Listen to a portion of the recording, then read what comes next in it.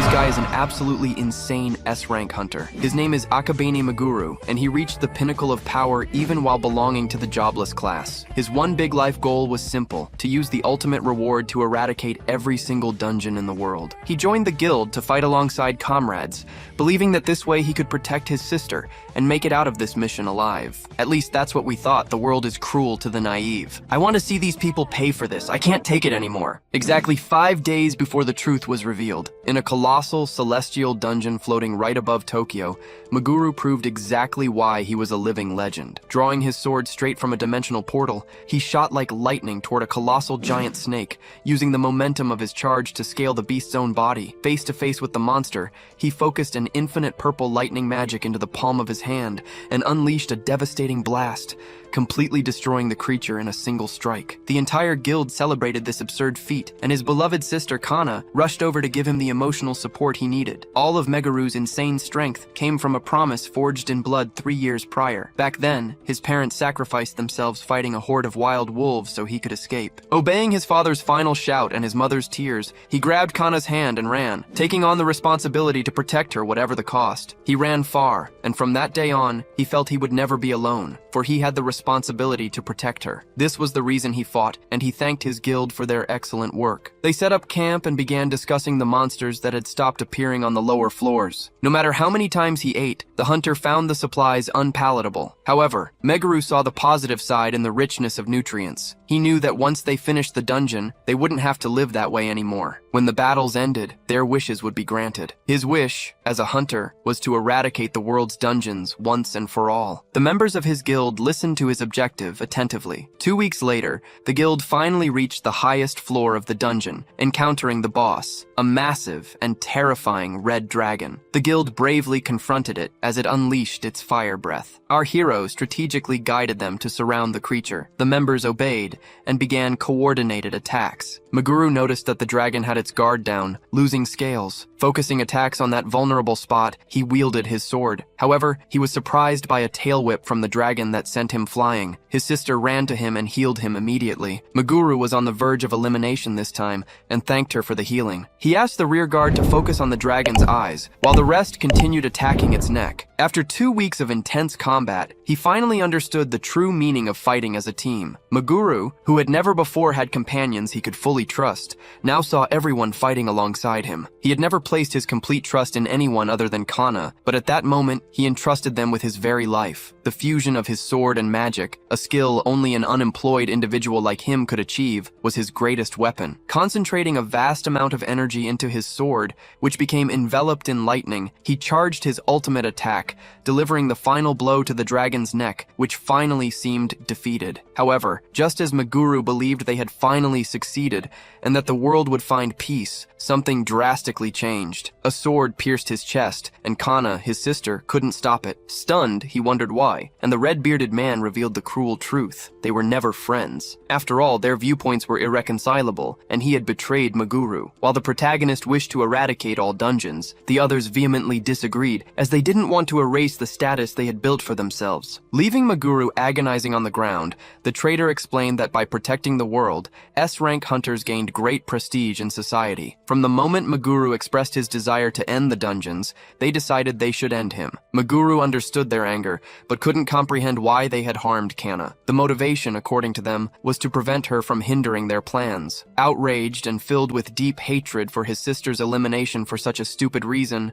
Maguru heard the hunters mock his idea of a meaningless perfect world. The red-bearded man concluded, saying that this was what happened when the unemployed met the heroes. On his deathbed, Maguru knew he had chosen the job considered the weakest of all. Even though he was seen as unemployed, he had strived harder than anyone and had become incredibly strong. He never imagined he would be ridiculed in his final moments. Feeling like a fool for having trusted his companions, he swore he would never forgive them for eliminating Kana. He promised himself that he would strike down every single one of those who betrayed him. All this rage, paradoxically, emerged as a glimmer of hope, and suddenly, Maguru woke up. Waking up in a bed, he wondered if everything he had experienced had been just a dream. Crying, he remembered every detail, certain that it had all been real. He noticed he was in a hospital when a nurse appeared to do his checkup. Confused, he realized he had woken up in the body of a man named Izumi. His doctor recommended he take it easy for the next week. Meguru questioned why he was in the hospital and noticed his wounds had been healed. He wondered why all of this was happening and why he was a different person. Then, to his immense relief, he saw Kana, who called him Meguru, his original name. He was extremely happy to find his sister and for her to recognize him. Kana explained that after they were eliminated, they were reincarnated into bodies hundreds of years later. Although Kana looked exactly the same, she had no memories of her past life. In contrast, Meguru had the memories, but his appearance was completely different from before. The original owner of the body was Izumi Meguru, an unemployed hunter, just as he had been. Meguru possessed fragments of the original body owner's life memories. Kana found it sad that he had lost his memories and questioned what had happened. She explained that his wounds didn't match the monster attacks he had suffered, which made her very worried. Meguru apologized to her, and Kana, happy that he was well, promised to visit him later. Based on the body's memories and what Kana had told him, Meguru understood the new reality. After clearing the Sky Dungeon, Matsubara and the other 5 heroes made a wish to become masters. Each of them now commanded their own dungeon and had become an enemy of humanity. Only Meguru and Kana desired a world of peace. The 6 heroes gained eternal life by becoming dungeon masters, which kept them alive even hundreds of years after the event. Consumed by deep hatred, Meguru swore he would never forgive them. A few days later, Meguru questioned the best way to reach the dungeons. His sister found it absurd that he wanted to go to a dungeon right after leaving the hospital. However,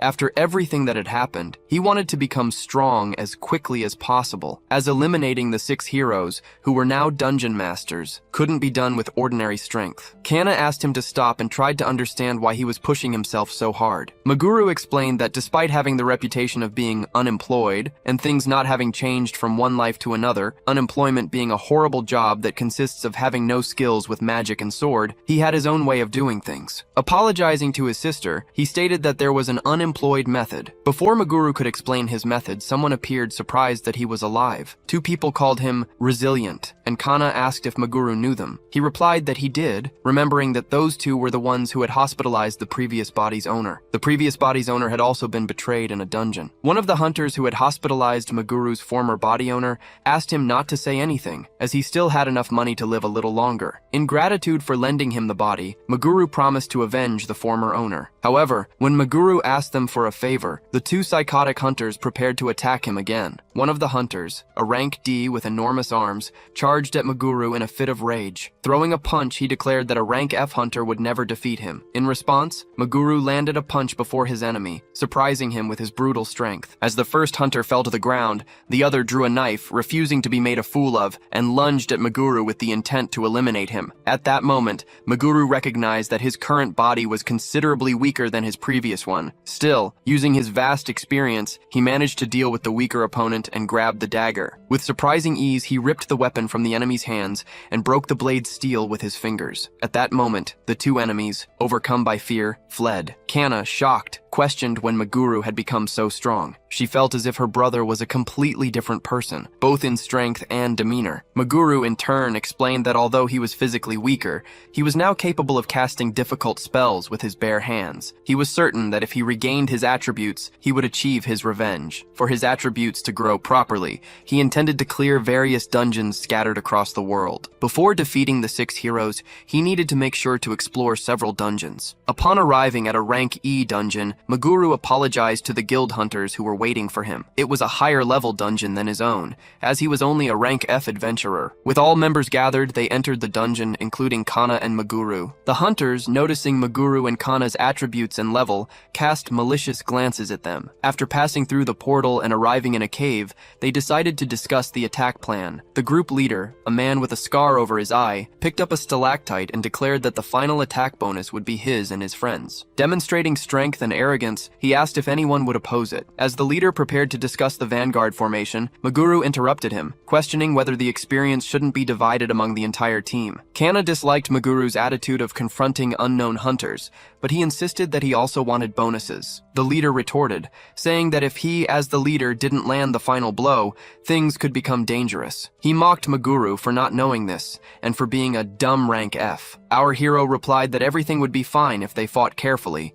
which infuriated the guild leader. The leader struck with his sword, not intending to eliminate Maguru, but threatening him at the same instant. Pointing the sword, he said that Maguru, being a low-level unemployed person, shouldn't push his luck. The leader's right-hand man intervened, stating that in a dungeon, the boss's words were absolute. In his view, the weaker ones should stay quiet, and he placed a hand on Maguru's shoulder in a threatening manner. He activated strange purple flames, but was promptly interrupted by the other guild members. A boy with glasses asked Maguru to obey them, even if he wanted to gain experience. Maguru then realized that this was not a good place to argue or fight. The leader, with the enormous sword on his back, told him to watch his words. Maguru realized that the two hunters, the leader and his right-hand man, were colluding to steal all the treasures and experience from the dungeon. The loots, he noticed, were different from the rewards offered by the Hunters Association. They were raw materials gathered in the dungeons, and Maguru concluded that these people were excessively greedy. At that moment, the group encountered wild and furious boars at the back of the cave. The group leader ordered his subordinates to attack the monsters. The hunters, weak and clumsy, advanced and began attacking the enemies. Meanwhile, the leader, the hunter with the scar over his eye, waited for the right moment to finish the combat and secure the loot. His friend, in turn, used fire magic to deliver the final blows. Maguru watched the scene in dismay until a wild boar charged furiously towards him. In response,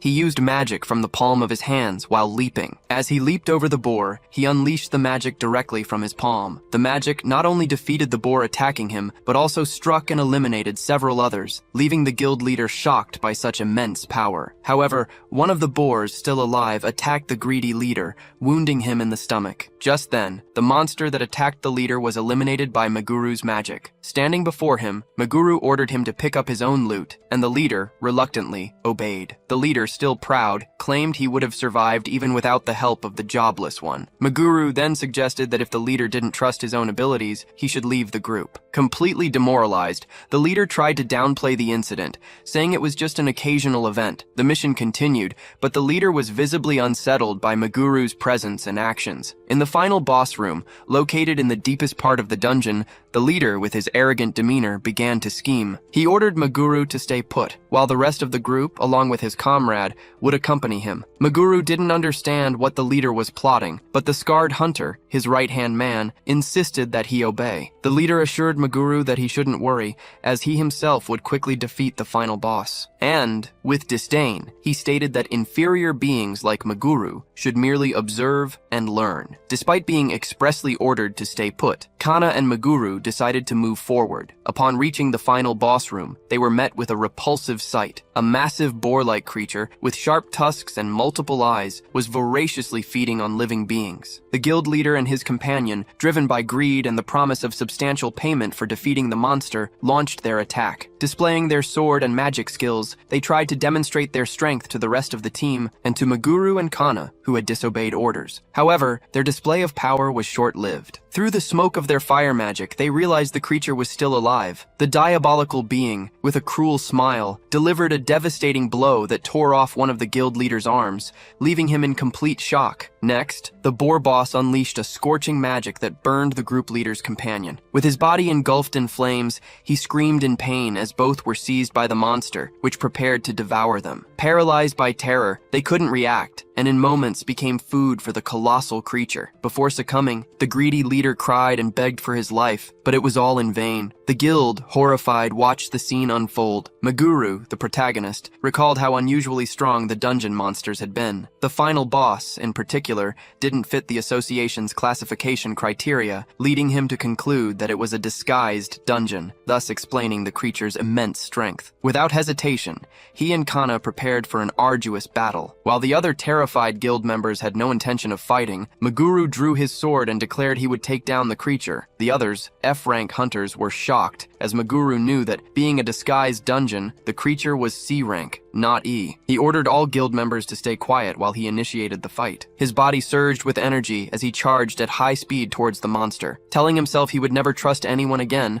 Maguru began to attack the creature alone, delivering several sword strikes at once. After the slashing attacks, he used freezing magic from the palm of his hand, which, upon hitting the disgusting boar, caused considerable damage. However, the monster, with its tusks and multiple eyes, began to conjure magic in response. It cast the spell at Maguru, who dodged it effortlessly and retaliated with another enchantment. When his magic struck the monster, it caused a large explosion, but didn't inflict as much damage as expected. Maguru knew he couldn't defeat the diabolical being in a single blow with his current stats. Realizing there was nothing more to be done that way, he conjured another spell and dodged the boar's tusks. He leaped to avoid a destructive blow, aware that he needed to stop the creature's movements. Observing the scene from above, Maguru wielded his sword and slashed the boar's knee, making it shriek in pain. Next, he swiftly moved to the other knee, delivering another cut that brought the monster crashing to the ground. After immobilizing the boar, he understood that the magic he had released earlier had served to propel him. He used magic downwards again, and the propulsion sent him flying, surpassing the monster's height. Reaching close to the cave ceiling, he conjured a spell and launched it at the stalactites. The large ice spikes rained down on the malevolent boar's head, completely destroying the monster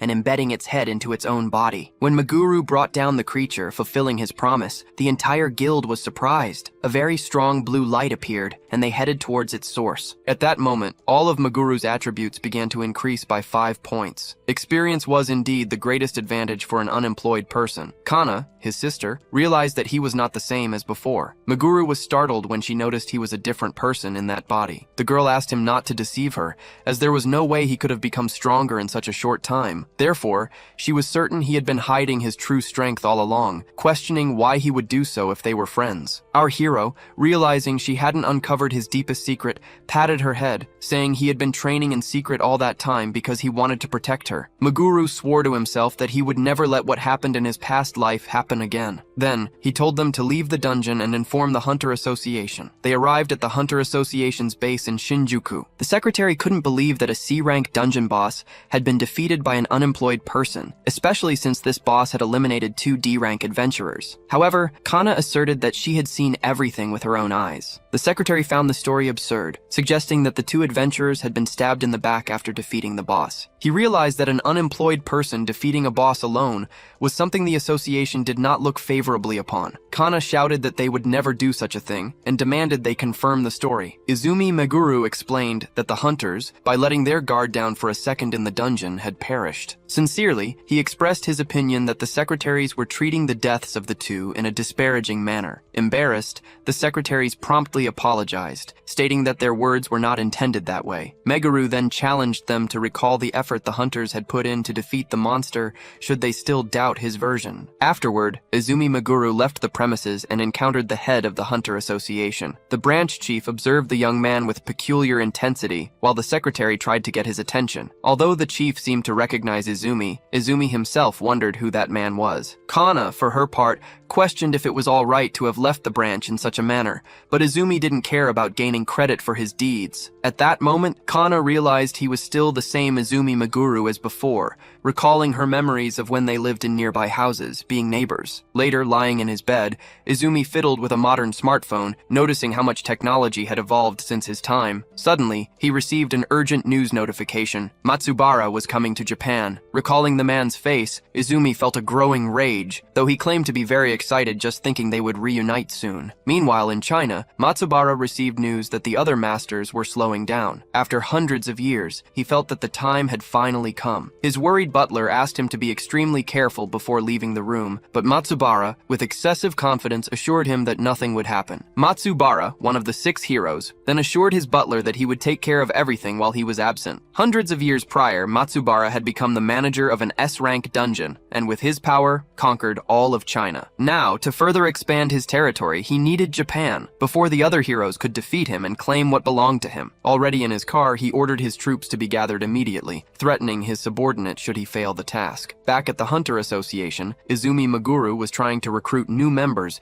but faced great difficulty. His F rank and the fact that he was unemployed weighed heavily on the recruitment process. As an adventurer, he had no choice but to clear dungeons to gain more status, and to find a dungeon, no matter how difficult, he first needed to rise above F rank. Kana then questioned how he would manage to rank up if he couldn't undertake dungeon clearing missions. While his sister complained about the hypocrisy, the branch chief appeared. Hearing their complaints, the branch chief showed understanding and apologized for his employees' rudeness. He then informed Izumi that he could take a special test to increase his level. He explained that each month, a hunter skill examination was held in underground facilities, allowing hunters to easily rank up upon success. Despite it being a very difficult test, the chief suggested that there was no harm in Maguru trying, because if he failed, he could retake it or fulfill the requirements to rank up normally. Seeing that, although the pass rate was low, there were no disadvantages in trying, Izumi decided to accept. His employee then questioned the chief about why he had recommended that special examination, as no one had ever passed it before. In response, the chief declared that Izumi Maguru could be the first person to pass the test. 3 days later, Izumi Maguru and other hunters headed to the association's underground facility. The test seemed simple. It involved defeating monsters that would appear in the room. These monsters, created by the mana from dungeon magic stones, would feel pain if hit, but would not die even from a fatal blow. If the hunters successfully defeated them, the monster would turn to dust and vanish. After finishing the explanation, the instructor asked who would like to go first. At that moment, a heavily armored knight stepped forward to be the first. As he approached the magic stone, a giant blue snake emerged from it. The knight let out a shout and delivered a charged blow with his sword, confident of victory. However, the monster's scales were incredibly tough, and the sword failed to penetrate them. Then, in a single swift movement, the giant snake lunged and crushed the knight against the wall. The other hunters were shocked by the defeat of one of the strongest warriors present, deeming victory impossible, as it was a rank A monster. Immediately after, the instructor, who was blind, asked if there were any more candidates, and Izumi Maguru raised his hand. To the surprise of all the adventurers and his sister Kana, he entered the combat room. Ready with his weapon in hand, he faced a white lion and immediately charged at it. At the same instant, the creature prepared a fireball inside its mouth. Maguru dodged the fiery blast, and as he landed on the ground, a claw attack came his way. He responded with extreme speed,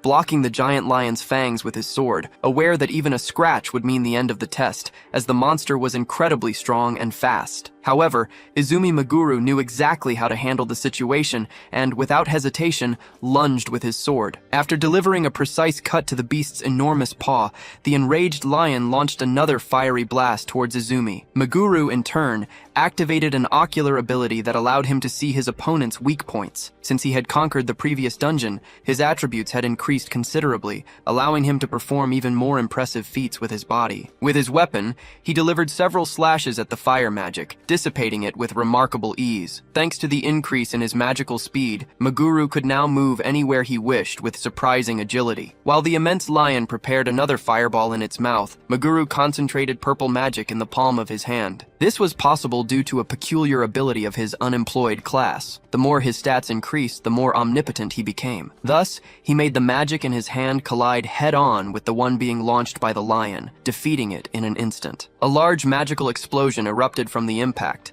and Izumi Maguru emerged victorious from the test. Minutes later, he received his hunter card, now with Ranky Kana, his sister, was overflowing with happiness that he had passed the special exam. After all, Maguru had been the first and only one to be approved. Our protagonist, however, had no idea that no one else had been approved, falling for the lie told by the branch chief. Suddenly, men in suits and dark glasses approached, recognized Izumi Maguru, and instructed him to accompany them. Maguru stated he had never seen those men before. Frightened, Kana asked him to return quickly, visibly worried. To assure her he would return as soon as possible, the protagonist handed her a talisman. His sister, reluctant to accept the situation, cried out in fear for him not to go. After a mysterious car ride, they arrived at a suspicious-looking underground location. Then, they stopped in front of a door which, upon opening, revealed Izumi asking why that person had brought him there. An old man with a long beard and hair laughed, stating that the reason didn't matter all that much. Next, he showed a briefcase full of money, revealing his intention to sponsor our protagonist. The old man's men had seen him at the special test,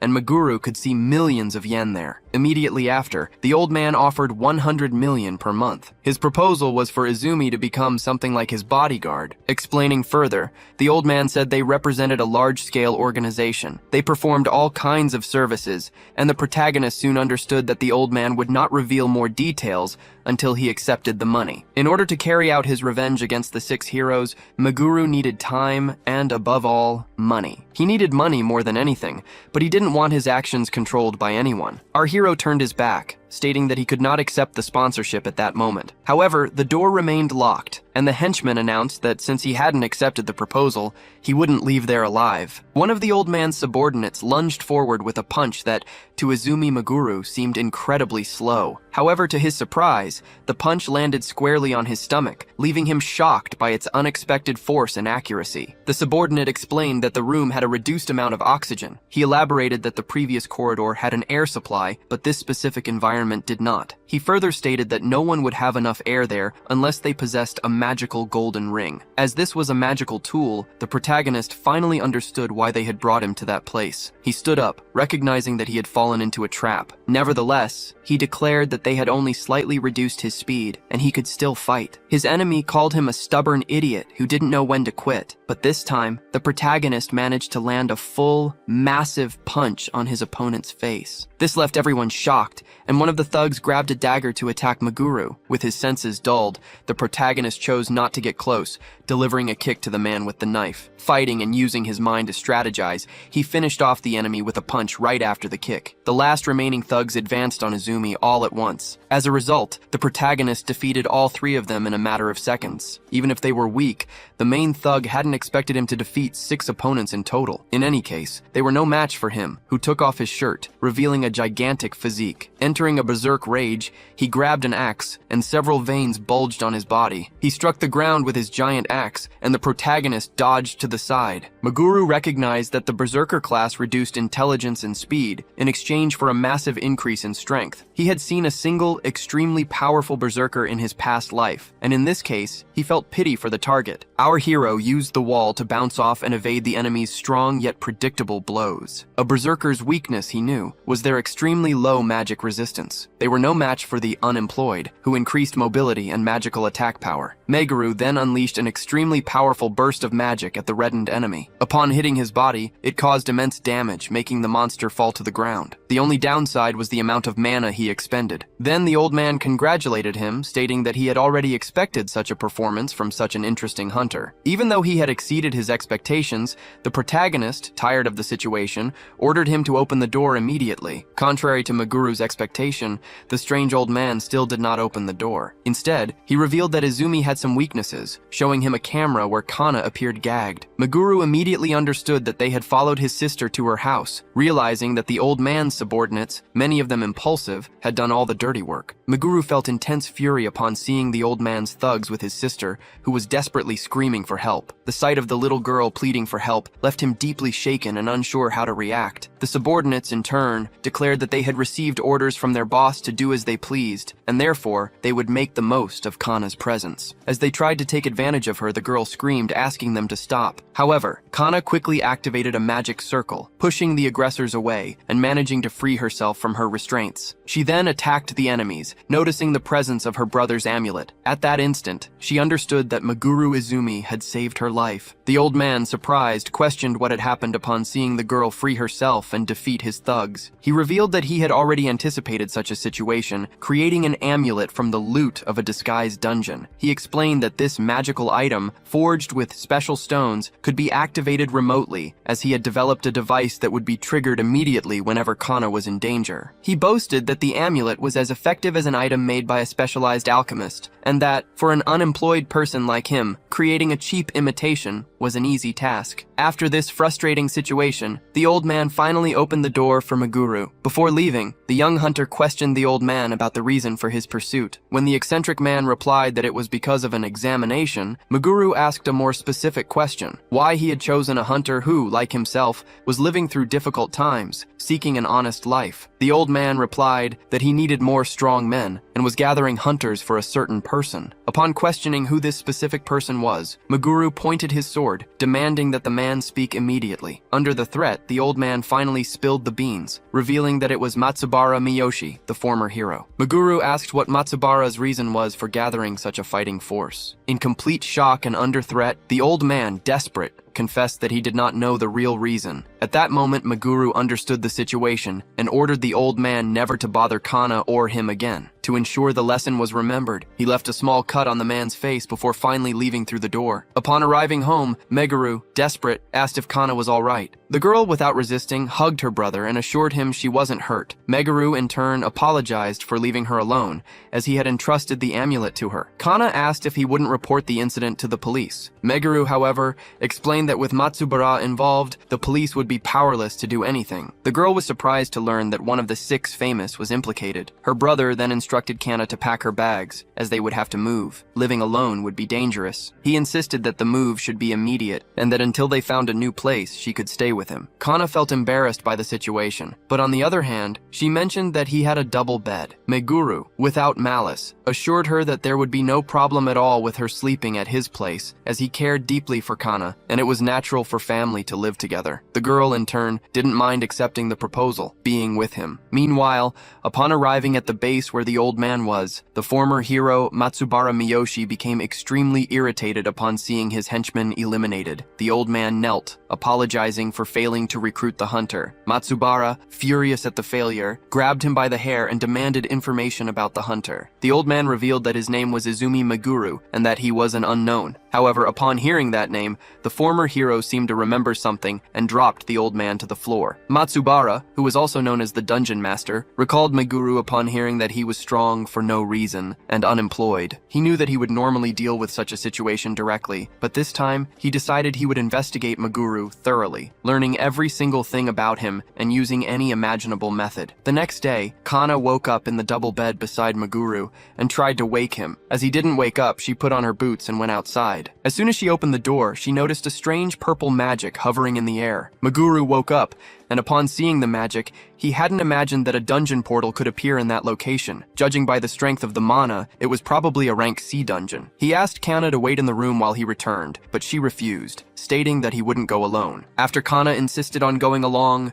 Meguru eventually accepted, and both entered the dungeon. Some time passed as they defeated the creatures within. Kana, however, realized that she hadn't been useful at all, even accompanying Meguru. Then, the young hero asked her to use Abyss Magic, a legendary ability capable of decreasing all of a target's attributes. Insecure, Kana stated that it would be impossible for her to use such powerful magic. After all, the only hero known to have manipulated the Abyss was Kana-sama, 100 years ago, a legendary brave healer. Kana, in turn, was merely a cleric, and the difference between them seemed insurmountable. However, Izumi, seeing that his sister had lost her memories, was certain he could help her recover them. Suddenly, a dog-shaped monster appeared, catching them by surprise. While Izumi declared that someone else besides the Kana-sama of the past could use such power, he quickly immobilized the dog with magic and finished it with a precise kick. He then explained to his sister that the great advantage of being unemployed was the freedom to accomplish all sorts of things. Even as an inferior version of the original heroine, Kana was still capable of using Abyss Magic. Kana, who had no idea her brother's profession was so versatile, felt motivated. Izumi encouraged her to move forward, saying she could do the same as him. However, Kana insisted on deprecating herself, claiming she wasn't capable and considering him special. Izumi then detailed that all she needed to do was imagine the outcome and gather the necessary components. Once the technique was etched into her soul, it wouldn't be easy to lose it. He assured her that she had already mastered the basic parts. She just needed to try and believe in herself. Confident, Kana decided to try, especially after Izumi explained how to do it, suggesting that perhaps she didn't need to construct a difficult spell, but rather compile several simple ones on top of each other. No sooner had Izumi warned his sister that several wild dogs were approaching than Kana opened her eyes and with renewed focus conjured Abyss Magic. A ball of green energy captured the 3 dogs, and she could hardly believe she had actually succeeded. Izumi congratulated her, and seizing the moment, proposed teaching her the strength and adjustment spells. Kana found the idea absurd, as the spells were notoriously difficult, but she decided to try. At that instant, the final boss of the dungeon, a giant dog, appeared. It tried to strike a blow, but Izumi nimbly dodged to the side. The second spell Kana learned through Izumi was Strength, similar to Abyss, but with the function of increasing attributes instead of decreasing them. She used the spell on Izumi, who immediately began to move faster, enveloped in an intense glow. Approaching the giant dog,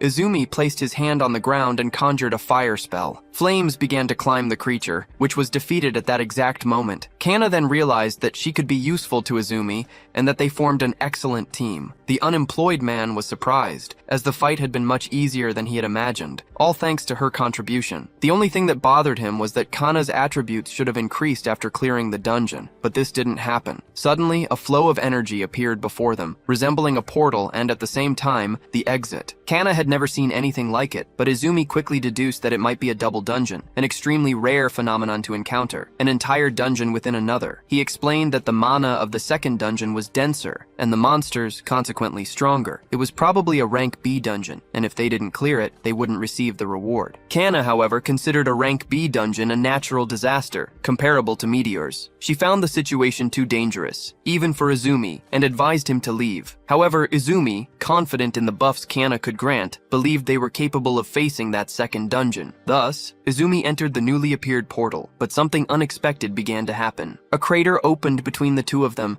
leaving Izumi deeply worried about Kana. He tried to reach her as several giant rocks collapsed towards them. The protagonist cried out in despair, fearing that Kana had been buried and eliminated by the rocks. He began to furiously strike the giant rocks, determined to rescue his sister. Amidst the boulders, he found Kana alive, calling for help. Even with several rocks crushing her, she was conscious, and Izumi quickly pulled her out from among them. Kana revealed that she had survived thanks to the adjustment magic he had taught her, although the experience had been terrifying. After a hug of relief, Izumi was immensely happy that he had taught her the spell that increased attributes and, in the end, saved her. He considered the sudden collapse very strange, suspecting it was caused by someone's magic. Worried, he wondered if there was anyone else with them in that dungeon. Although he thought it impossible, both entered the second dungeon through the portal. As he expected, that dungeon was considerably more difficult than the previous one, and Izumi felt grateful for having taught Kana the spells, because, thanks to her, his attributes were much higher. However, he knew he was still nowhere near the level needed to achieve his revenge against the heroes. Kana noticed that he seemed anxious about something, but Izumi, lying, said he was just excited about the rewards he would get after clearing the place. Therefore, they headed towards the boss room, which he believed would be easy to overcome as long as they were together. Finally, upon opening the boss's door,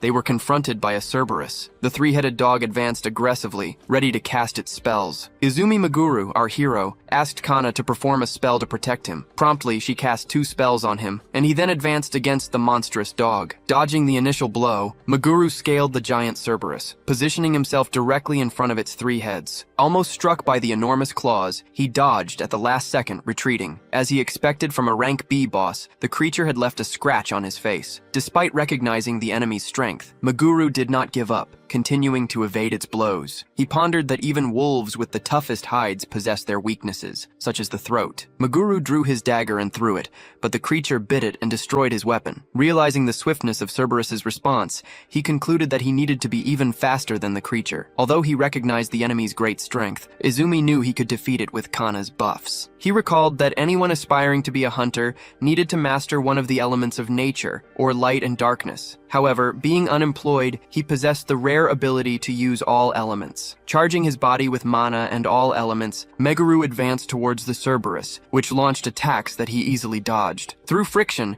he united earth and wind magic, creating plasma, and thus prepared to attack the monster. He made 2 powerful cuts with the plasma, enveloping and decapitating the Cerberus's 3 heads. With a single blow, he defeated the dungeon boss, which fell to the ground, eliminated. At that moment, his stats increased and he received the reward, a card that would allow him to undertake rank C dungeons repeatedly. Izumi Meguru commented that he had only received a scratch, while discreetly hiding the card from Kana. Behind him, a hidden man observed the fight and concluded that Izumi Meguru was stronger than he had expected. This man, a mercenary, spoke with Matsubara, who had hired him to investigate the boy. He reported that Meguru was extremely competent, as he had cleared a double dungeon built by the former hero. An ordinary unemployed person would never have the necessary skills to get out of a place like that alive. The mercenary stated that Meguru seemed to have a lot of experience, suggesting he had lived through much despite his young age. He was sure that the boy could ascend to rank A. However, he possessed a clear weak point. If Matsubara knew how to take advantage of it, Meguru would become weaker than a rank E hunter. The dungeon master realized that the decision to investigate the protagonist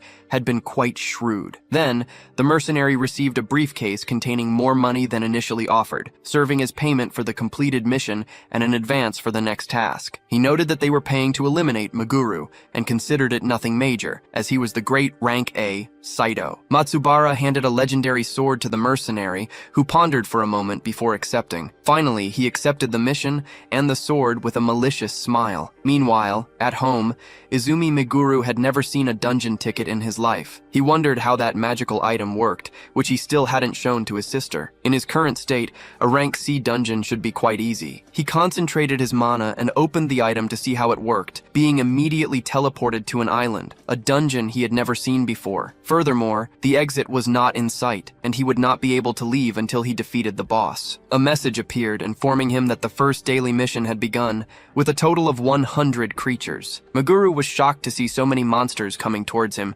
knowing it would be exhausting. He began eliminating all the monsters on the island, which included giant crabs. In a short time, he had already reached the final count of creatures, completing his daily mission. However, feeling very tired, a new and great danger emerged from the ground. The ground broke open, revealing a monster much stronger compared to the previous enemies, an enormous lobster with a shell on its back, which was clearly the boss. But in the end, it was only a rank C boss, whose current strength would not be difficult to face. Conjuring a very powerful fire magic, Meguru launched it like a whirlwind, exploding the lobster. The reward was another dungeon ticket and a potion that restored all health, unlike other locations that granted status upon being cleared. He accepted the potion, and then his body began to disintegrate from there, returning to his home, where Kana was sleeping soundly, without even noticing his departure. Furthermore, the dungeon ticket did not disappear after use. Meanwhile, at the Hunters Association, people were surprised by Meguru's appearance, though he didn't quite understand why. Kana explained that he was an unemployed individual who had passed the special exam. People found this very fascinating, something the protagonist had not expected. The two siblings were assigned a special mission, to find Saito and go to a dungeon. Meguru was being sought by him, and the receptionist's guess was that he had attracted attention during the test. Our hero accepted the mission, as Saito wanted to speak with him. After some time, Izumi Meguru met with Saito, who greeted him and acknowledged his strength. The other two party members, who had joined merely to fill the quota required for the reward, remained somewhat peripheral. Meguru and Saito, on the other hand, fought side by side against the dungeon creatures. During the combat, Meguru exclaimed that Saito was the second highest ranked individual, surpassed only by the 6 heroes. At that instant, a lizard tried to attack him, but was immediately incinerated by our hero. Saito, observing the scene, recognized Meguru's strength, confirming what was already said about him. Now, seeing him up close, he fully understood his power. With a malicious expression, Saito mused that someone so strong should be capable of clearing a dungeon like that alone. He then informed Meguru that he and the rest of the team would take care of collecting all the loot, going unnoticed. Meguru, not understanding Saito's true intentions, felt grateful for the experience bonus he received for having an A-level hero on his team. As he continued to defeat the dungeon monsters, Meguru asked Saito why he had wanted him on his team. The high-level hero, with an enigmatic smile, drew a special sword and, in a swift movement, lunged at the protagonist. Betraying Meguru, Saito revealed that his true motive was to eliminate him. Our hero, with sharp reflexes, dodged to the side, managing to avoid the fatal blow and emerge unscathed. The other team members were shocked by their leader's actions. Without hesitation, ordered everyone to be silent. Next, Saito delivered a cut to one of their legs, regretting not having eliminated the minor obstacles first. Without mercy, he eliminated the rest of his party members, stating he had no time to waste, as he needed to eliminate Meguru as quickly as possible. With a terrifying aura, Saito advanced again, causing Meguru to instinctively protect Kana, asking her to retreat while he handled the situation alone. Meguru, realizing the seriousness of the confrontation, admitted to himself that he had never had such a serious duel before. Alone with the enemy, he launched an attack, charging energy into his fist. He knew this type of fight was inevitable to achieve his revenge, and with his head held high, he launched a purple magic at Saito, which caused a mana explosion. However, to his surprise, the villain remained alive, emerging intact from the smoke. Saito calmly lit a cigarette and stated that he didn't hate Meguru, explaining that he was merely acting on Matsubara's orders. He asked Meguru not to hold any grudges, then advanced, delivering precise cuts with his sword. During the intense duel, Saito revealed that Matsubara had a peculiar interest in Meguru, seemingly bothered specifically by how strong the young man was becoming. Suddenly, Saito vanished and reappeared, delivering a kick to Meguru's stomach, an attack he hadn't anticipated. Our protagonist reacted poorly to the blow, falling to the ground, weakened. The fatigue accumulated on the journey there was now hindering him, and he finally understood why Saito had let him deal with the monsters until that moment. Despite his exhaustion, Meguru affirmed to himself that there was no chance he would die there, as he needed to protect Kana. He didn't want to relive the past or allow it to repeat, so he focused on the present and awakened an absurd inner power. Charging at his target with extreme speed which worried Saito, Meguru executed several rapid movements, appearing behind his enemy in an instant. Surprised, Saito tried to react, but the protagonist was faster, delivering a punch that knocked him down. Saito, recognizing that the boy was growing stronger with each passing moment, revealed that he had prepared something for this occasion, as he had anticipated this possibility. In a desperate move, he immobilized Kana, pointing his sword at her neck. Saito knew that Kana was Meguru's weakness, and demanded that he follow his orders if he didn't want her eliminated. Under those circumstances, before he could eliminate his target, Kana would be killed, and Meguru was confused about what to do. Furthermore, he was extremely exhausted, which worsened his reasoning and strength. Taking out his potion, he decided to stake everything on it. If he were at his peak, he would be faster and stronger than his enemy. Immediately after drinking the yellow potion, his body reacted well, and he became incredibly fast. With a precise kick, Meguru sent Saito's sword flying, disarming him. In an instant, he positioned himself behind the enemy. Our hero then declared that Saito shouldn't have underestimated him, as he was already back in motion. Overcoming the situation, Meguru unleashed a magic shot to Saito's head, eliminating the enemy. Kana, relieved, began casting healing spells to save the party members who had been attacked by Saito. She confirmed that they were still breathing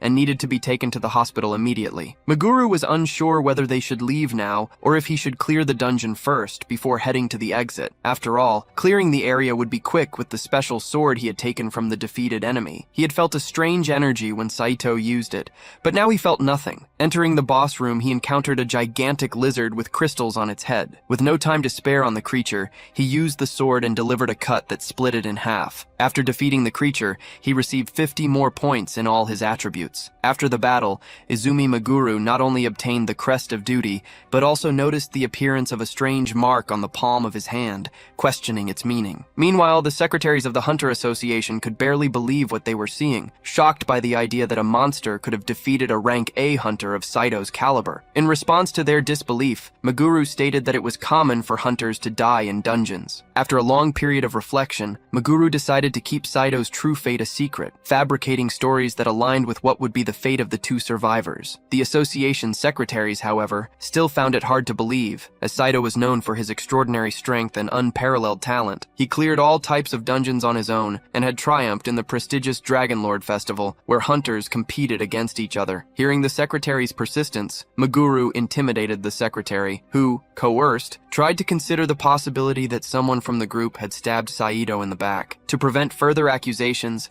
Izumi Meguru questioned the reason for such a supposition, asking if she truly believed any of the team members would have the courage for such an act. Completely intimidated, the young woman apologized, as she herself found it impossible for anyone to have the necessary strength to eliminate Saito, remembering the magic Meguru used to defeat the rank A hunter. Declaring himself exhausted, Meguru left the location accompanied by Kana. His sister, who wished to reveal the truth, was dissuaded by him, as he believed involving the police would only turn the situation into a major mess. When Kana asked the real reason for his silence, he lied, stating that Saito's death was the hunter's own fault and that Meguru should not be held responsible. The dungeon had disappeared after being cleared, leaving no evidence for the police to investigate. The true reason for hiding the truth from the association, however, was that Meguru did not want to receive unwanted attention. He was already a person of interest due to the promotional exam, and Matsubara was already keeping an eye on him. At that moment, moment, Meguru wished to avoid any trouble, focusing exclusively on his revenge. Suddenly, Meguru began to feel a strong headache and dizziness, which left Kana quite worried. After this episode, he went to bed and took some medicine. Meguru believed these symptoms were a direct consequence of having taken a human life. He had never eliminated anyone before and at that moment had found no way to avoid the act. He had never felt so unwell,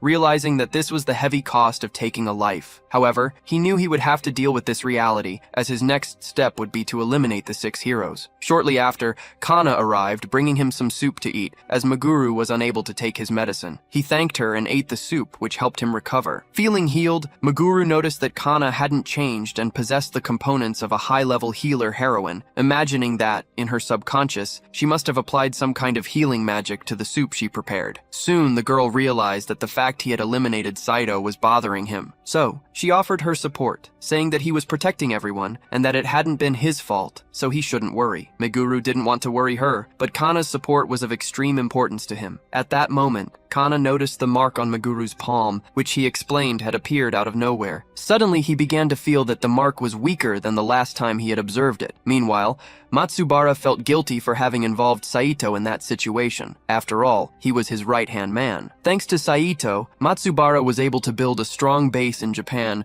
surpassing the other heroes. Among all the mercenaries available for hire in Japan, Saito was without a doubt the strongest. The fact that the young Izumi Meguru had managed to eliminate him made Matsubara question Meguru's true identity. He didn't care who Meguru was, he just knew he couldn't leave him alone, as he indeed posed a threat. Matsubara also considered the possibility that Saito might have already revealed to Meguru that he was behind everything. Before the situation worsened even further, Matsubara decided to eliminate the protagonist, just as he had eliminated that man hundreds of years ago. At the same time, Meguru woke up and noticed that the mark on his hand had vanished, which left him completely bewildered. Kana also woke up and asked if he felt better, to which the protagonist replied that he was fine. Knowing that Kana wasn't experienced enough to protect herself on her own, Meguru wondered if he should take her with him that day. Picking up the dungeon ticket, he asked his sister to accompany him for a short while. Kana, surprised by the sudden change, asked what was happening as he invited her to a dungeon. She thought he was too sick to return to fighting the very next day, but Meguru, in turn, explained that it wouldn't be him fighting, but her. The two were teleported and Meguru began training her so she could stay alive on her own. The girl faced great difficulties staying safe and sound, and after a long day of training using her magic, she felt exhausted. However, Kana managed to complete the daily quest of the dungeon system, receiving as a reward an amulet that prevented instant death and a B-rank dungeon ticket. Upon seeing the 2 rewards Kana had received, Meguru showed great excitement. The amulet, in particular, possessed the ability to instantly nullify an attack that would otherwise be fatal. Meguru was certain that item would be extremely useful in the future. Shortly after, when Meguru and Kana returned to the Hunter Association, they were informed that the sector chief wished to speak with them. Without beating around the bush,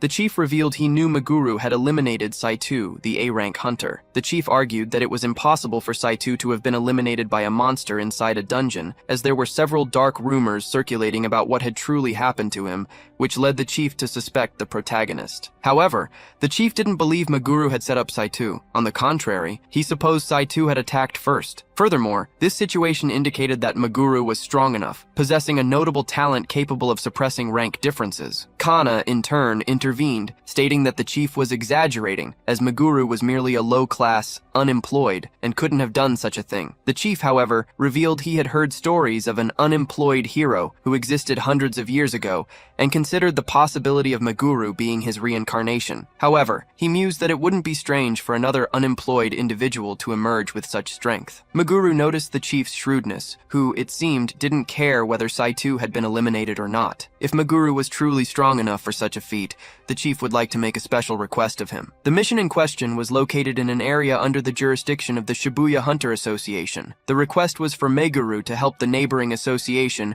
conquer a newly emerged dungeon. Currently, the highest dungeon level was A rank, and the local association was gathering the strongest hunters to face it. However, they were apprehensive and had specifically requested Meguru to join the team. Kana, who would also be part of the mission, was happy to join the main team, as many people would participate in that A-rank dungeon mission. Meguru assured Kana that she would be fine, and then both apologized to the rest of the team waiting for them. A group composed of 3 women greeted the newly arrived reinforcements. The knight, Nozomi Sakuragi, expressed her opinion that they should have resolved the situation themselves, considering the association's interference excessive. However, the mage Mihara and the warrior Omichi disagreed with her, showing satisfaction with the arrival of the reinforcements. Nozomi then asked them not to get in her way and questioned each of their hunter ranks and professions. Kana replied that she was a D-rank cleric, while Meguru revealed he was also a D-rank unemployed. The knight, realizing that the two were of a weak rank, stated that they could rely on her skills. She added that Meguru's unemployed status would be useless no matter how skilled he was. Approaching Meguru, Nozomi warned him that if he got distracted in the dungeon, he would be eliminated. The mage Mihara, however, thought Nozomi was going too far with her advice, which sounded more like threats. Faced with this conflicting situation, Kana promptly positioned herself beside Meguru. Knight Nozomi, for her part, knew that overestimating one's own abilities could lead to a tragic end, and if that happened, the pain would not only affect the person involved, but also those who cared about them. It was for this reason that Nozomi spoke up, showing concern for the protagonist's life. Meguru and Kana, in turn, noticed a storm brewing, foreshadowing that the situation would be quite grim. Our hero then spoke reassuring words to Kana, encouraging her to move forward. He assured her that she was strong, that everything would be all right, and that she should believe in him, not the team's words. As soon as they entered the dungeon, they encountered a terrifying-looking minotaur. The warrior Omichi, without hesitation, charged at the creature with her enormous axe, delivering a powerful blow. The strike knocked the minotaur to the ground, and the mage Mihara seized the opportunity to cast a fire spell at it. Finally, Nozomi advanced with her sword, finishing off the giant creature. The mage Mihara commented that this A-rank dungeon seemed similar to B-rank ones. Although the monsters were resilient, they could handle the situation and should maintain their formation to win. As they decided to advance to the next monster,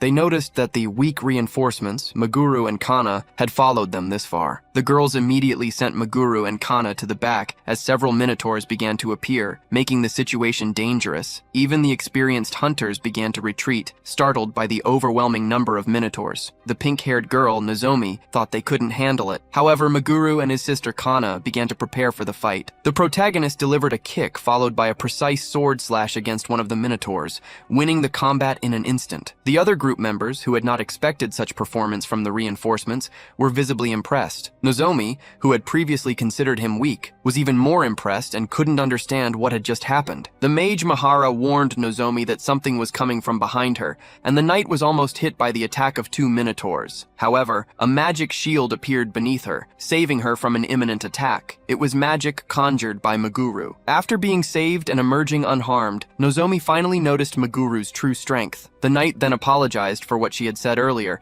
admitting she had misjudged the two because of their profession and rank. Kana, however, didn't truly care about the apologies, as, in her view, being a hunter meant constantly oscillating between life and death. To Meguru, Nozomi's attempt to keep them away had been done out of kindness. Nozomi became visibly shy upon hearing about her kindness, as it had been years since she had been praised by anyone. The team, now more united, decided to continue, staying alert to their rear and working together to exit the dungeon. 2 hours later, with Kana's buffs, Knight Nozomi became even stronger and managed to defeat several monsters. Nozomi, observing them, began to wonder who they really were and what kind of relationship the two shared. The group had fought for a considerable time, and to everyone's surprise, had not yet reached the final boss room, which they found extremely strange. They began to suspect that the Dungeon of Renunciation operated in a peculiarly complicated way. Nozomi, the knight, pondered that perhaps the difficulty was due to it being their first time facing an A-rank dungeon. However, the protagonist, Meguru, pointed to a mark he himself had carved into the wall, a method to prevent them from getting lost. It was then that everyone understood. They were walking in circles, repeatedly passing through the same places. Meguru found that strange, as he hadn't noticed any branching paths. Quickly, he understood the situation and decided he would try to resolve it. As he placed his hand on the wall, Meguru felt a subtle vibration and discovered a secret passage. Nozomi, surprised, asked how he had discovered that hidden path as no one else had noticed it. Meguru explained that many higher-ranked dungeons possessed this kind of trick. It was a type of barrier that couldn't be crossed without knowing the solution to the enigma. It wouldn't be possible to reach the final boss until the riddle was solved. His companions questioned him, curious about how he knew so much, given that this was his first dungeon. He replied that it was obvious, as he had suffered greatly while navigating similar dungeons in his past life. This experience allowed him to develop a refined detection technique, using his mana to perceive which parts of the walls were hollow. To the group, he simply said that he had read about it in a book a long time ago. Nozomi then stated that she would stay at the vanguard,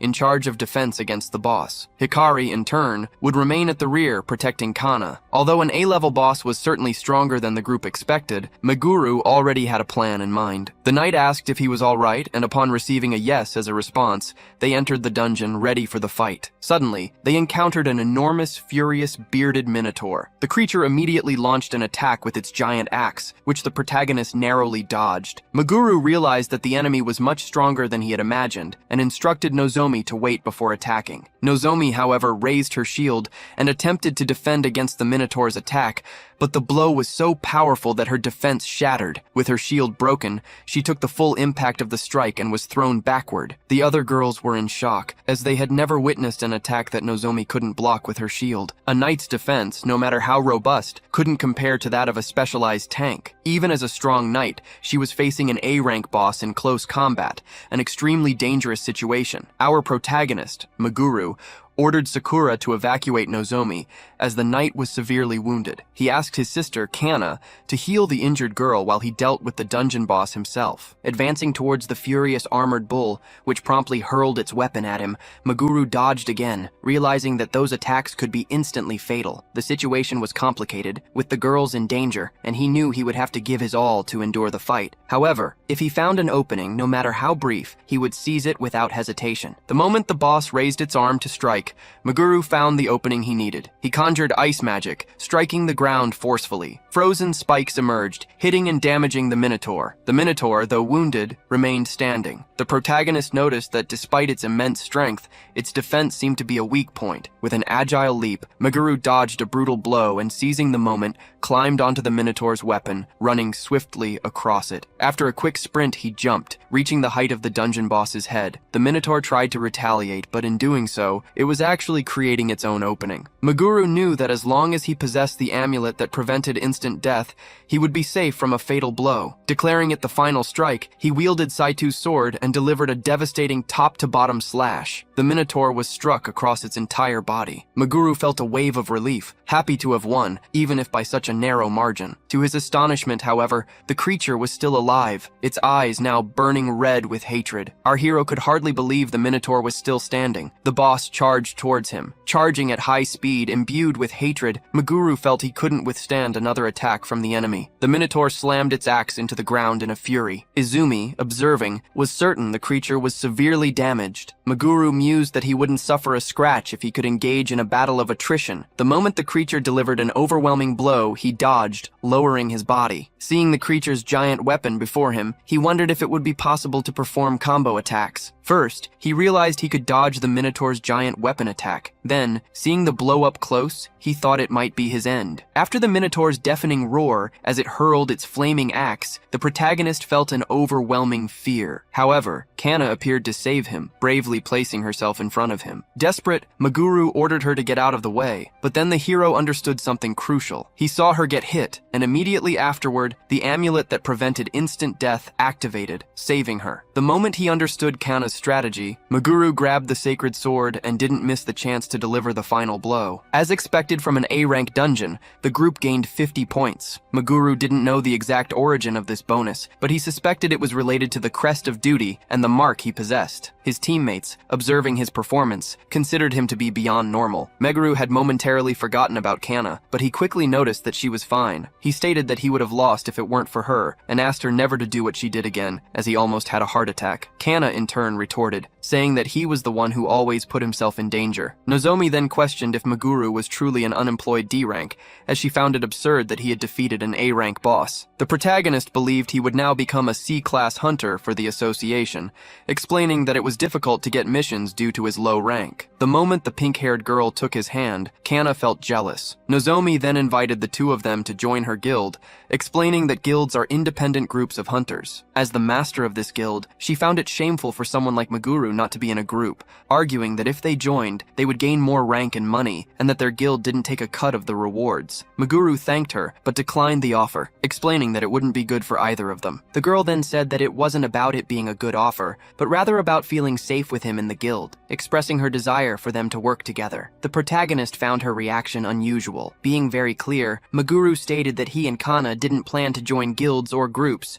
explaining that even if the offer was good, being in a guild restricted where and what he could do. Seeing that he held this belief, the guildmaster decided not to try and convince him. She stated that everyone would have died if it weren't for him, and decided to thank him, proposing that just the two of them meet the next day. Nozomi was very happy when Meguru accepted her proposal. At her request, the protagonist explained that Kana was just a normal member of his party, as he couldn't say she was his reincarnated sister, and thus had to lie. Nozomi became even happier with the answer, and was clearly flirting with him. Suddenly, another purple portal appeared, surprising everyone. After finishing the dungeon, they went home. Meguru announced he was leaving, which irritated Kana, as she seemed to be in love with him. Even more so after he said he cared about her. Kana was angry that he was going out with Nozomi. So, the protagonist went to the subway and met the pink-haired girl. Meguru made Nozomi wait for almost an hour, but she said she had only been there for 5 minutes. The two went to a restaurant to eat pasta and have a romantic moment. During dinner, Nozomi asked what Meguru did on his days off. He replied that he just rested a lot until the next missions. She quickly understood that the protagonist didn't have a girlfriend, and was very happy when she heard Meguru say that he truly wasn't with anyone. She then tried to hide her excitement, and Meguru didn't understand her agitation. In response, he asked what she did in her free time. She said she also used her free time to rest properly. The protagonist was surprised, as younger people like her usually went out. Nozomi explained that she wanted to become stronger, as she remembered what he had said about overestimating herself. She stated that it had happened to her before, and she had come close to a tragedy in her life because, by trusting herself too much, she lost her best friend. She never wanted to experience anything like that again in her life. That's why she worked so hard, and Meguru identified with what she went through,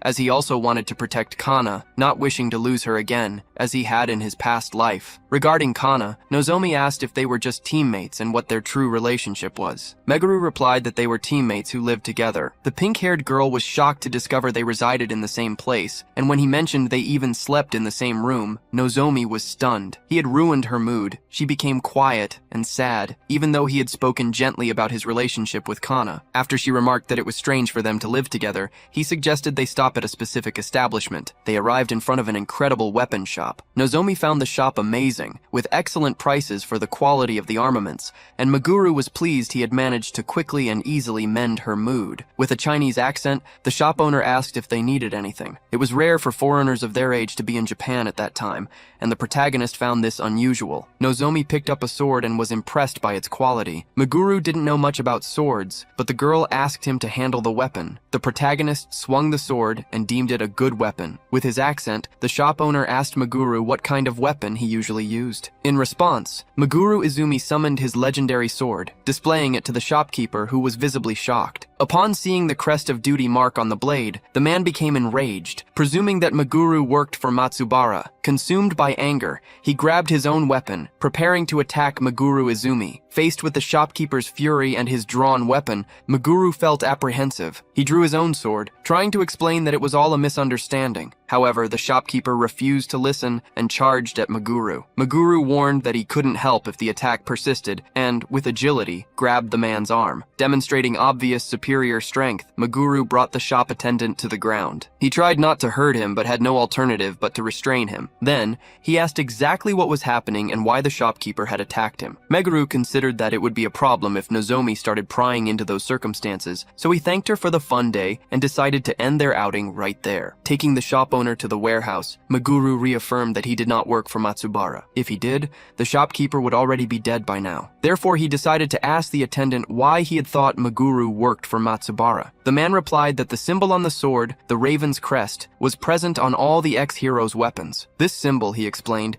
carried part of the dungeon master's power. Meguru then understood that Matsubara had enchanted the sword he now used. Meguru stated that he had obtained that sword after defeating a man who worked for Matsubara. This revelation shocked the shopkeeper, who finally believed Meguru. Now that his questions had been answered, Meguru cornered the man to reveal what he knew about Matsubara. The shopkeeper disclosed that he had been investigating Matsubara for the past 5 years, with the intention of eliminating him. The shop attendant described Matsubara as a monster who had become a dungeon master 100 years ago. He would release monsters at any time, causing swarms in the city. In this way, no one, not even the government, could oppose him. Meguru knew that dungeon masters had access to 4 special powers granted by the government. Matsubara used these powers to create new dungeons and ensure his eternal youth. Furthermore, they could completely control their own dungeons and became much stronger through S-rank dungeon blessings. Meguru declared that Matsubara would not escape using his malevolent power. The shopkeeper believed that Matsubara viewed people merely as tools to satisfy his desires. He had introduced many taxes solely to line his own pockets, turning citizens into paupers on the brink of total starvation. However, any sign of discontent was severely punished by the ex-hero. The shopkeeper asked if Meguru Izumi knew about the Party of Happiness. Meguru replied that he did not, but he had a premonition that the name did not match its true meaning. The shopkeeper confirmed that the name could not be worse,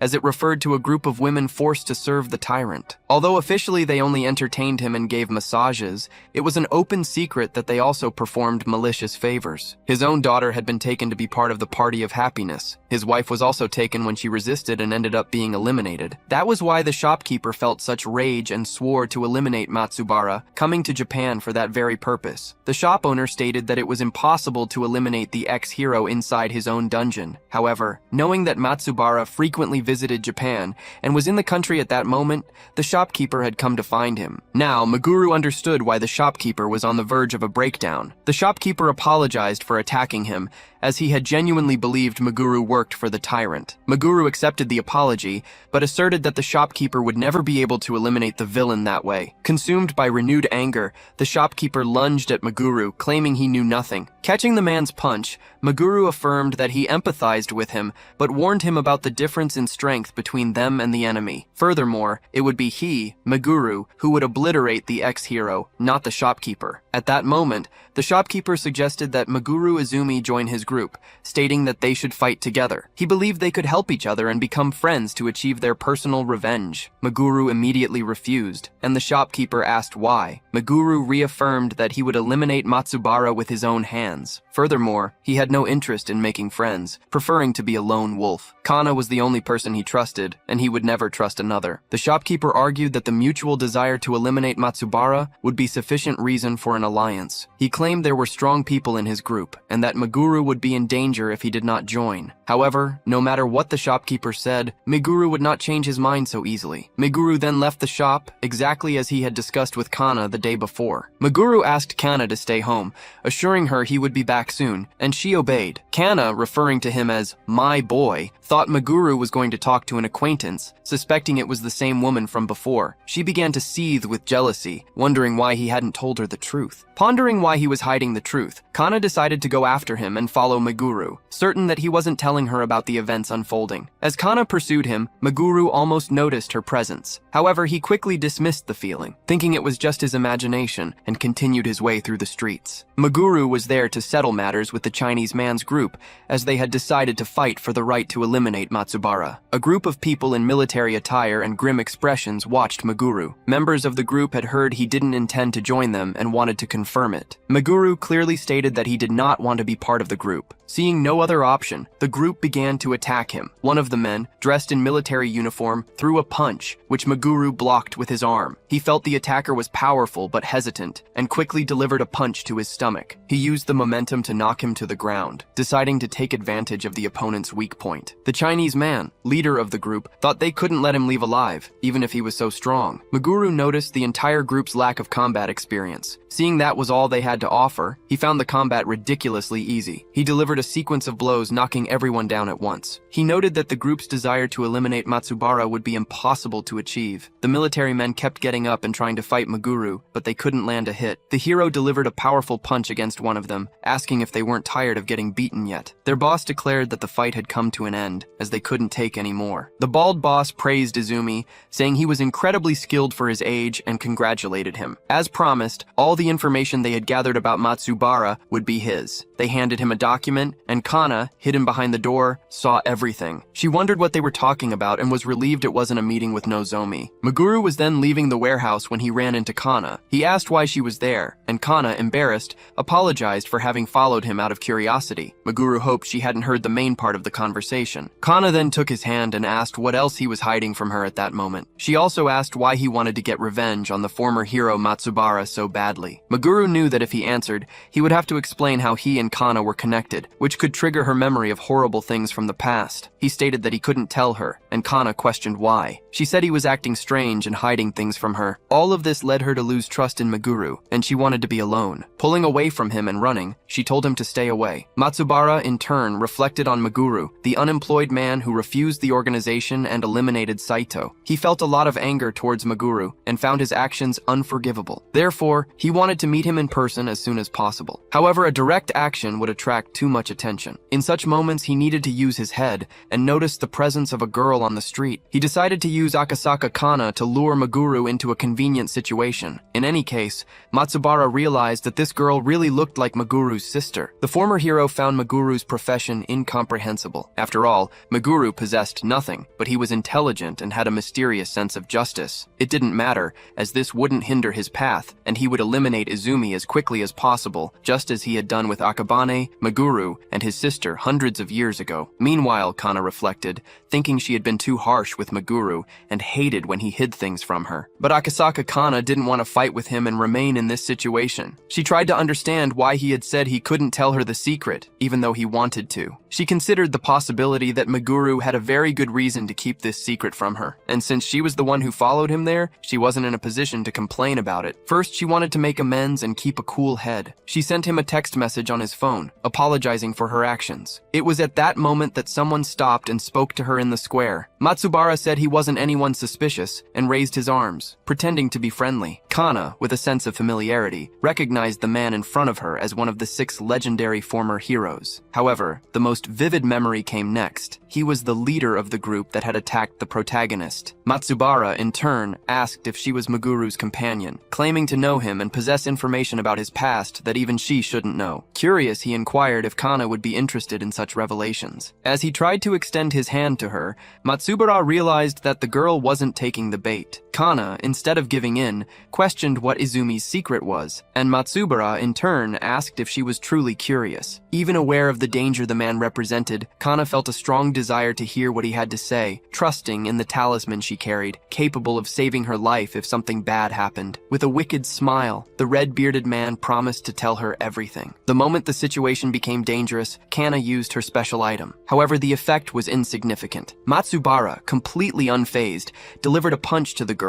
Kana fell unconscious to the ground. Matsubara then declared that he would fulfill his promise and reveal the secrets, but only after calling Izumi Meguru and resolving the pending issues between them. Finally, the red-bearded man kidnapped the reincarnated protagonist's sister. Matsubara left Kana tied up in a strange place that resembled a dungeon. The girl woke up, furious with her situation. She vociferated that nobody liked him and that they would never help him eliminate Meguru. Repeating that, the Black One is strong, Kana was treated by Matsubara like a child. He called her cutie, saying he liked her naughty side and that she should be happy because he had taken a liking to her, and once everything was over, she would become his wife. Next, he made a fair trade, taking her cell phone. When Kana started to complain, Matsubara punched the wall, ordering her to be silent. He told her to just watch, promising that she would see Izumi lamentably crushed by despair and fear. Meanwhile, the protagonist, Meguru, found it strange that Kana had not yet returned home at that hour. He expected to receive a call from her number, as he had accepted her apology. As soon as he answered, he heard the voice of a man man he did not immediately recognize. The person on the other end of the line then revealed that he had the girl, stating that if Meguru wanted her back, he would have to go to the designated address. Desperate, the protagonist began to shout, asking if Kana was all right. Upon checking the sent location, he declared that he did not know who had done this, but that the responsible party would pay dearly for their actions. Our hero then affirmed that he would go to the location to obliterate this person. Arriving at the address, Meguru observed chains attempting to prevent him from passing. He then spotted Matsubara around a bonfire, who commented on his swift arrival. It was then that Meguru realized the voice he had heard on the call was familiar. In a way, he was even happier that Kana's kidnapper was Matsubara, as he already wished to eliminate the former hero anyway. He pointed his sword at Matsubara, who advised him not to be in such a hurry. Matsubara explained that Kana was inside a portal, and that if Meguru left, the entire dungeon would go with him. Upon hearing this, the protagonist lowered his weapon, indignant. He followed Matsubara into the dungeon that the villain himself had built, a place without monsters. Matsubara revealed that as soon as he wished to erase the dungeon, no trace would remain, making it a perfect place to get rid of people. Our hero concluded that Matsubara wanted to get rid of him simply for messing with him. Meguru then understood that the double dungeon in front of their house had been the work of the former hero. Holding his sword, Meguru asked if Kana was injured, and Matsubara invited him to see for himself. Thus, he opened that imposing door, revealing Kana at the center of a cross. The two met, and the protagonist told her to wait, as he would rescue her at that very moment. The former hero picked up his giant hammer and declared the start of combat. Before that, our reincarnated hero asked the reason for so much hatred. After all, he was just an unemployed rank D. Matsubara replied that the reason was the fact that Meguru reminded him of someone from his past, a certain man from 100 years ago, whom he disliked greatly. Upon hearing the enemy's reasons, the protagonist revealed that the unemployed man Matsubara disliked was none other than himself. As he spoke, Meguru struck with his sword, charging at the red-bearded man with much energy emanating from his body. Matsubara was stunned, noticing that the style and presence were the same as the Meguru from 100 years ago. Without further doubt, he picked up his giant weapon and confronted Izumi. The two attacked each other, clashing their weapons in a confrontation of forces. When the protagonist retreated, his enemy called him weak, stating that he was nothing compared to what he had been hundreds of years ago. There was a stark difference in strength between Izumi and Matsubara at this moment. Our protagonist recognized that he would not be able to win without a plan, and he knew that the former hero's weakness lay in his own weight. More precisely, the piece of armor on his left shoulder, which appeared to be a magical item, amplified the energy in his body, making him much stronger in short bursts. This was the reason Matsubara could move with such agility despite his enormous build. However, Izumi was faster than his enemy, and so he decided to break the armor on his shoulder. Even being called weak by Matsubara, Izumi retorted that his opponent was letting his guard down, and then advanced with his sword, demonstrating his brutal speed. He passed the giant and attacked his left shoulder, cracking the armor. Matsubara, noticing Izumi's speed, attempted to deliver a hammer blow, slamming his giant weapon with full force into the ground. However, Izumi dodged and attacked from above. Positioning himself above Matsubara, he delivered a downward strike to his armor, further damaging the magical piece. Izumi then decided to question the brute before eliminating him for good. Knowing that Matsubara was gathering forces in Japan, he asked what the group's plans were, pointing his sword at the enemy's neck and demanding an answer. Matsubara laughed, finding it strange that Izumi didn't know the reason. He explained that Japan was a special place because of the sky dungeon that had disappeared 100 years ago. Even after using a portion of an incredible power to grant wishes, a lot of energy remained. Matsubara believed this energy should have been Izumi's reward, but after a long time, it had crystallized and was now hidden somewhere in Japan. If he could get his hands on this crystal, Matsubara would become much stronger than he already was, stating that he wasn't satisfied with just China under his control. He wanted the crystal to become superior to the other heroes, no matter how, so that the entire world would be his. However, the other heroes were also planning the same thing, and the moment the crystal was found, each of them would emerge from their hiding places to claim it. That's why Matsubara was gathering his forces. Izumi admitted that the enemy's motives were typical of him, but he considered the plan utterly worthless and advised Matsubara to give up on that dream, as it would never come true. Next, Izumi unleashed a sword attack, brimming with hatred and energy, intending to eliminate the brute, aiming a slash at his neck. Matsubara showed fear at first, but then claimed to have intercepted Izumi's attack, grabbing his sword and revealing that the armor on his left shoulder was not his weak point. He delivered a powerful punch to Izumi's stomach, sending him flying. As Izumi felt the pain of the blow, Kana screamed, fearing that Meguru, Izumi, would die. Matsubara, the former hero, said he had lived for a long time and compensated for his heavy muscles thanks to his armor, but now he no longer needed it to balance his weight. Removing his armor,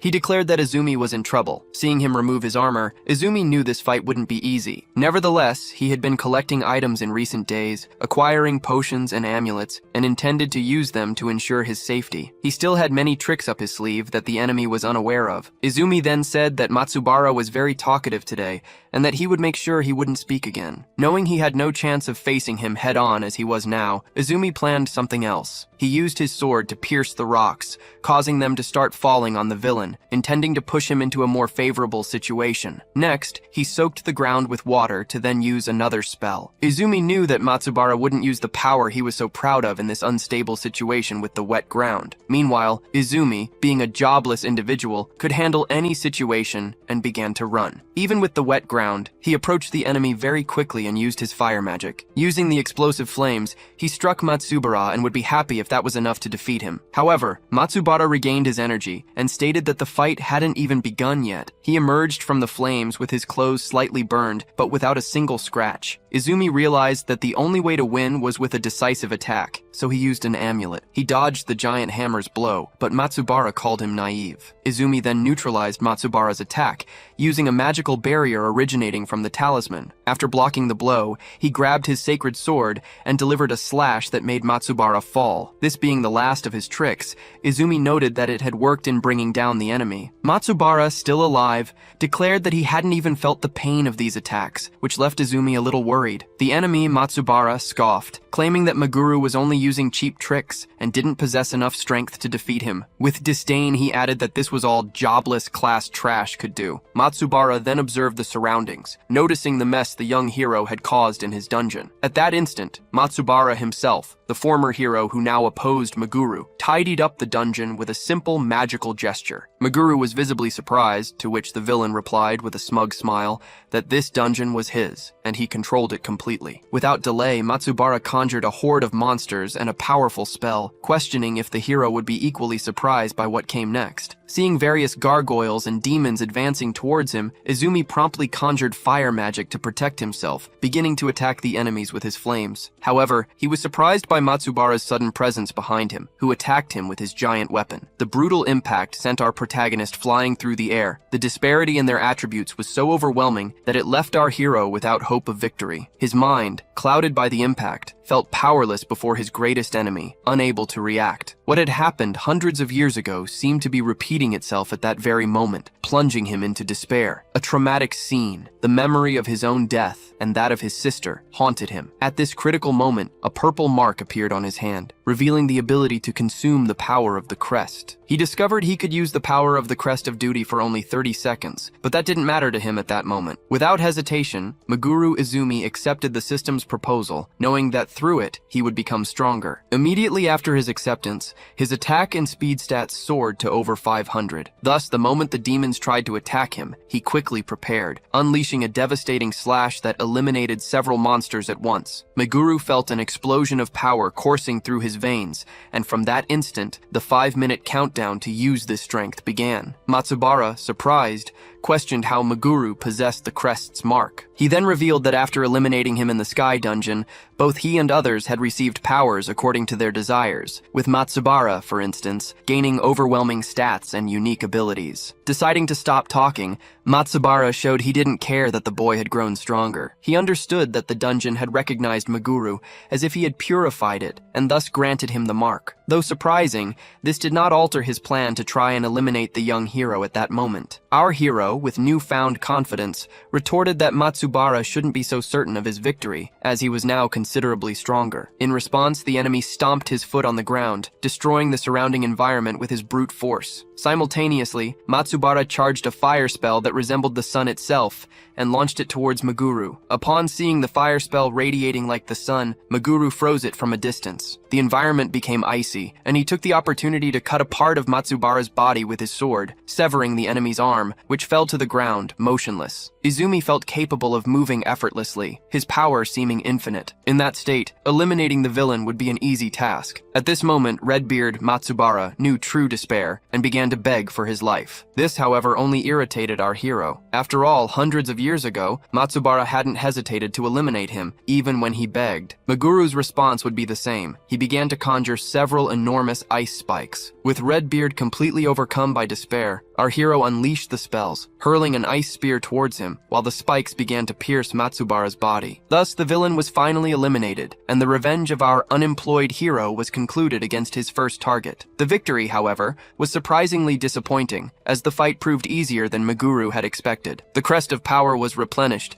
and the power of duty expired, causing his stats to return to normal. Now, the mark on his hand had grown, and he understood that the power of duty was what he had gained by eliminating Saito. Meguru pondered that this mark might have some relation to the act of eliminating people. However, there was something more important to do: rescue his sister, Kana. Meguru ran desperately to her, removing her shackles. The girl, happy and relieved, embraced him. Kana, in turn, expressed her joy at being alive and apologized for having caused him trouble. Our protagonist reassured her, stating that she didn't need to worry, as she was his reason for living. Upon hearing this, the girl was stunned. Seeing that she wouldn't comprehend the depth of his words at that moment, Meguru changed the subject, deciding they should leave immediately. It was then that he realized there was no exit, and the ground began to tremble abruptly. The dungeon, created by Matsubara, was collapsing now that its master had been unlived. The situation was critical, as the entrance was very far from there. Meguru realized his mistake, fearing they would be buried alive, until an idea occurred to him. If the dungeon had been made with Matsubara's power, he could use the villain's sword. Activating the mark on his body, Meguru decided to employ the villain's own mana to get out of there alive. After all, mana was the soul of all dungeons and magic, and he set out to analyze the mana of that particular dungeon. As he observed the structure of the place and the mana that composed it,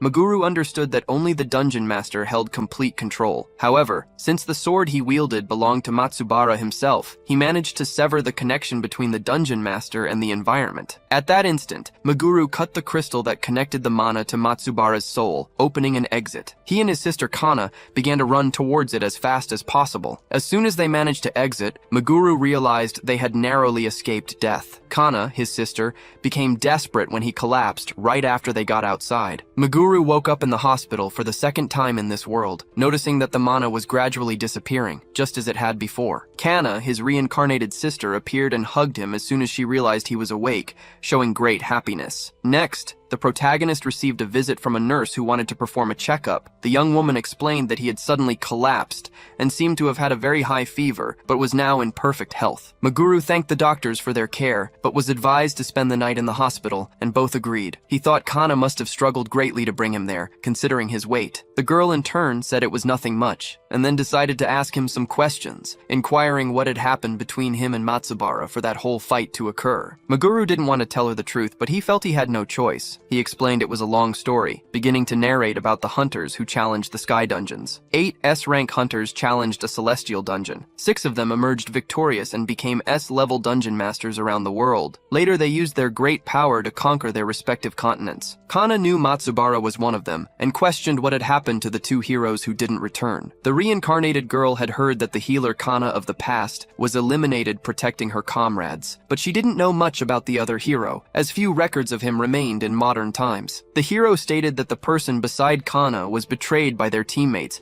revealing that Matsubara and the other heroes eliminated both of them. The girl was stunned. Just as he was about to reveal that the last person was also named Meguru, he was interrupted by the appearance of Nozomi, who was shouting his name. Worried, she had rushed to the hospital as fast as possible upon learning he had collapsed and asked if he was all right. Our protagonist asked who had told her, and the girl said the association informed them. Then, he remembered that the hospital reported any records of hunters there to the association. He thanked her for coming so suddenly to check on his health. Kana grew jealous seeing the situation unfold before her, accusing him of being foolishly in love with the girl and showing her displeasure. Meguru told her that he had to protect Kana and couldn't have died before doing so. Kana then realized that he truly loved her. At that moment, the two girls looked at each other with conflicting gazes, a rivalry for the man. Our protagonist didn't understand what was wrong with them to suddenly hate each other. He felt he couldn't continue talking about the dark past at that moment, as it wasn't the right time. His revenge was only just beginning. For now, he would put it aside. He wanted to spend the rest of his days surrounded by love. The girls then left, leaving the protagonist alone in the hospital. Everything suddenly became so quiet that he decided to watch TV for some noise. He noticed Matsubara was on television, giving an interview, and wondered how that was possible, since he had eliminated Matsubara. Inside a B-level dungeon, Meguru began to face several monsters. Alongside him were Nozomi and Kana, who helped him confront the giant wolves. Nozomi, with her enormous sword, managed to eliminate several creatures, assisting the protagonist. He thought this was perfect for returning to the natural balance of things. After their victory in this dungeon, they gained many attribute points. Nozomi had been quite uncertain since leaving the hospital, but her worries proved unfounded. Our hero still wondered how Matsubara was alive after being eliminated in the dungeon. He had shown all the tricks he had the day before and knew that things wouldn't be easier anymore. They decided to leave that B-level dungeon, where they were gaining experience. As soon as they exited, they went to the Shinjuku Hunter Association building. The secretary thanked them for their hard work, and the branch leader wanted to speak with Meguru. While they talked in China, Matsubara was seen alive and irritated about something, unable to believe he had been defeated. He looked at the mark on his body and thought that if he hadn't used it to separate his soul from his body, he would have died. At that moment, a man desperately entered his room, unable to believe he was alive. Matsubara, still irritated by his defeat, decided to let his guard down for now, as he had anticipated this possibility and saw no issue with it. He stated that it wouldn't be a problem, as he would now seek entertainment and observe his people. His secretary, however, suggested it would be more prudent to rest until the crystal regenerated. Even with his soul crystal shattered, Matsubara shouted, reiterating that it wouldn't be a problem. Matsubara then went out into the streets, observing the Chinese people in their daily activities. An excited little girl tried to speak with him. While the child was excited,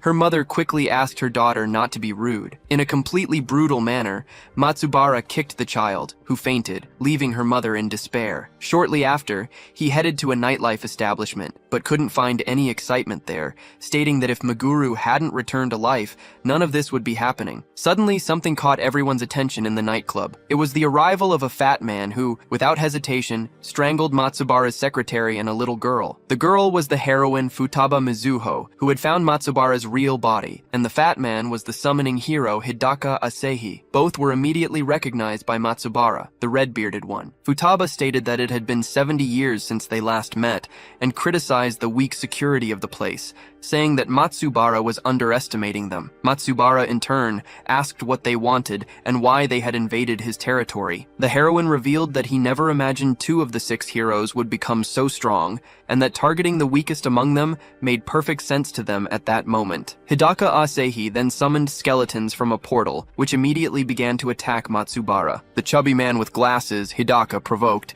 stating that Matsubara was exhausted and very careless over the past 70 years, while they, in that same period, had grown and strengthened much more. He added that as long as the situation was changing, improvements were inevitable, and that Matsubara only needed to change in the correct way. After Hidaka's provocation, the skeletons immobilized the old hero. At the same time, Futaba Mizuho approached him from behind, touched his head, and said goodbye. When Matsubara turned, he saw a whirlwind of flames and was eliminated by the girl. Futaba was certain she could have eliminated him easily and alone. The chubby summoner, however, pondered that if Matsubara hadn't been so exhausted, he could indeed have turned the tables on Futaba had she been alone. Futaba asked if that was all the chubby hero needed. In response, Hidaka said he had everything he wanted as he began to absorb Matsubara's body. Hidaka stated that now was the time to save the rotten world, and Matsubara, the red-bearded one, transformed into one of his summons. Meanwhile, elsewhere, at the meeting with the head of the Hunters Association, the reincarnated Meguru asked what the chief wanted. The chief wished to speak about Meguru and his relationship with Matsubara, but made sure to state that he wasn't suspecting him. According to his investigation, the 6 heroes possessed the same crest that granted special abilities. There was a wide variety in these abilities, but the only way for Matsubara, the red-bearded one, to be alive now was because of it. When he fought someone stronger, he always fled thanks to the power of this mark. Meguru thought this made the explanation shorter and began to tell the chief everything. After hearing everything, the chief concluded that Meguru was stronger than he had imagined, especially for having defeated Matsubara. He explained that the tyranny of the old heroes was extreme, and fortunately, Japan had not yet been conquered. However, as long as they existed, the world could easily end up living a nightmare. Therefore, the head of the association wanted to establish true peace in the world. He extended his hand to Meguru and proposed that they work together. In Japan's current circumstances, there was nothing to fear except occasional monsters, and this peace was attributed to the power and influence of the 6 heroes. The chief questioned what made Japan so special above any other country. He explained that it was a special country for the heroes, as it was their homeland and where the Sky Dungeon had appeared. 100 years ago, this dungeon was conquered by 8 people, including the heroes. After the dungeon's collapse, its hardened mana transformed into the crystals they currently knew. These hardened mana crystals spread throughout Japan, and apparently, the heroes were constantly searching for them. Meguru then remembered that Matsubara was indeed looking for one of these crystals. He questioned why, if they wanted them so badly, they hadn't collected them over the last century. The chief replied that the heroes' attributes as dungeon masters were getting in the way. This was the best hypothesis. After all, they had received immortality, eternal bodies, and great power. But if one were to think about it, this also implied that they had simultaneously received restrictions. The wavelength of mana emitted by the heroes in their dungeons was the same. They weren't just commanding dungeons, they had become part of them. Thinking about it, Meguru recalled Matsubara mentioning his soul being one with the location. Therefore, if the dungeons they commanded were destroyed, they would perish along with them. This possibility seemed real to Meguru, as the heroes bound to the dungeons wouldn't be able to move if the location wasn't in order. All the evidence pointed to this conclusion, although it was still just speculation. Observing the situation with the former hero, Meguru knew that more dungeons would emerge, and the association chief requested his help. Naturally, he would be rewarded, and the chief promised to give him anything he desired, be it money, status, or confidential information. Meguru then asked for permission to be the first to enter B rank or higher dungeons across the country. To achieve the strength he aimed for,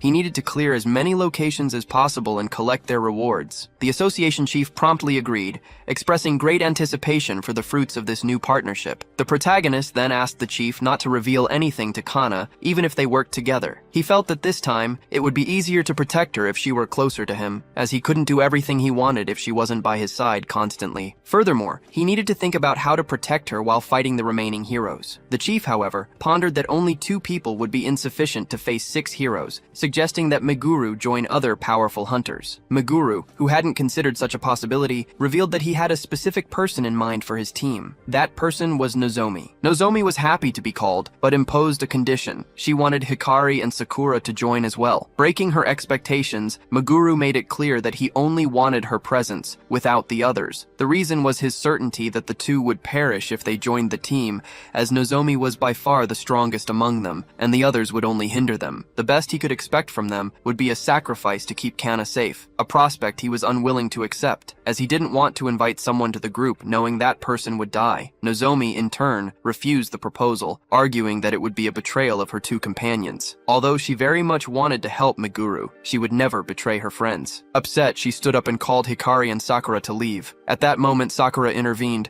addressing Izumi Meguru with a proposal. Wanting to support Nozomi, they knew they couldn't keep up with her level. Even so, they had been best friends and hunters in the same group for years, and therefore couldn't separate. They then asked for a chance to prove their usefulness, stating that if they failed, they would disband the group with Nozomi. Nozomi heard all of this and said that they couldn't decide on their own. The girls then confronted Nozomi, and the protagonist, observing their determination, accepted the proposal. Seeing that they were willing to go so far, he would give them this chance. They headed to an abandoned warehouse where Meguru ensured no one would disturb them. There, he challenged them to attack him simultaneously, on the condition that he wouldn't take a single step. If they forced him to move, he would accept them onto his team. The 2 agreed, and Hikari charged forward with everything she had, preparing a strike. However, as she approached for the attack, she hesitated, fearing she might hurt him. Meguru, noticing her hesitation, assured them that they didn't need to hold back just because he was unarmed. unarmed. He instructed them to try and take him down for real. Hikari then charged forward with all her might,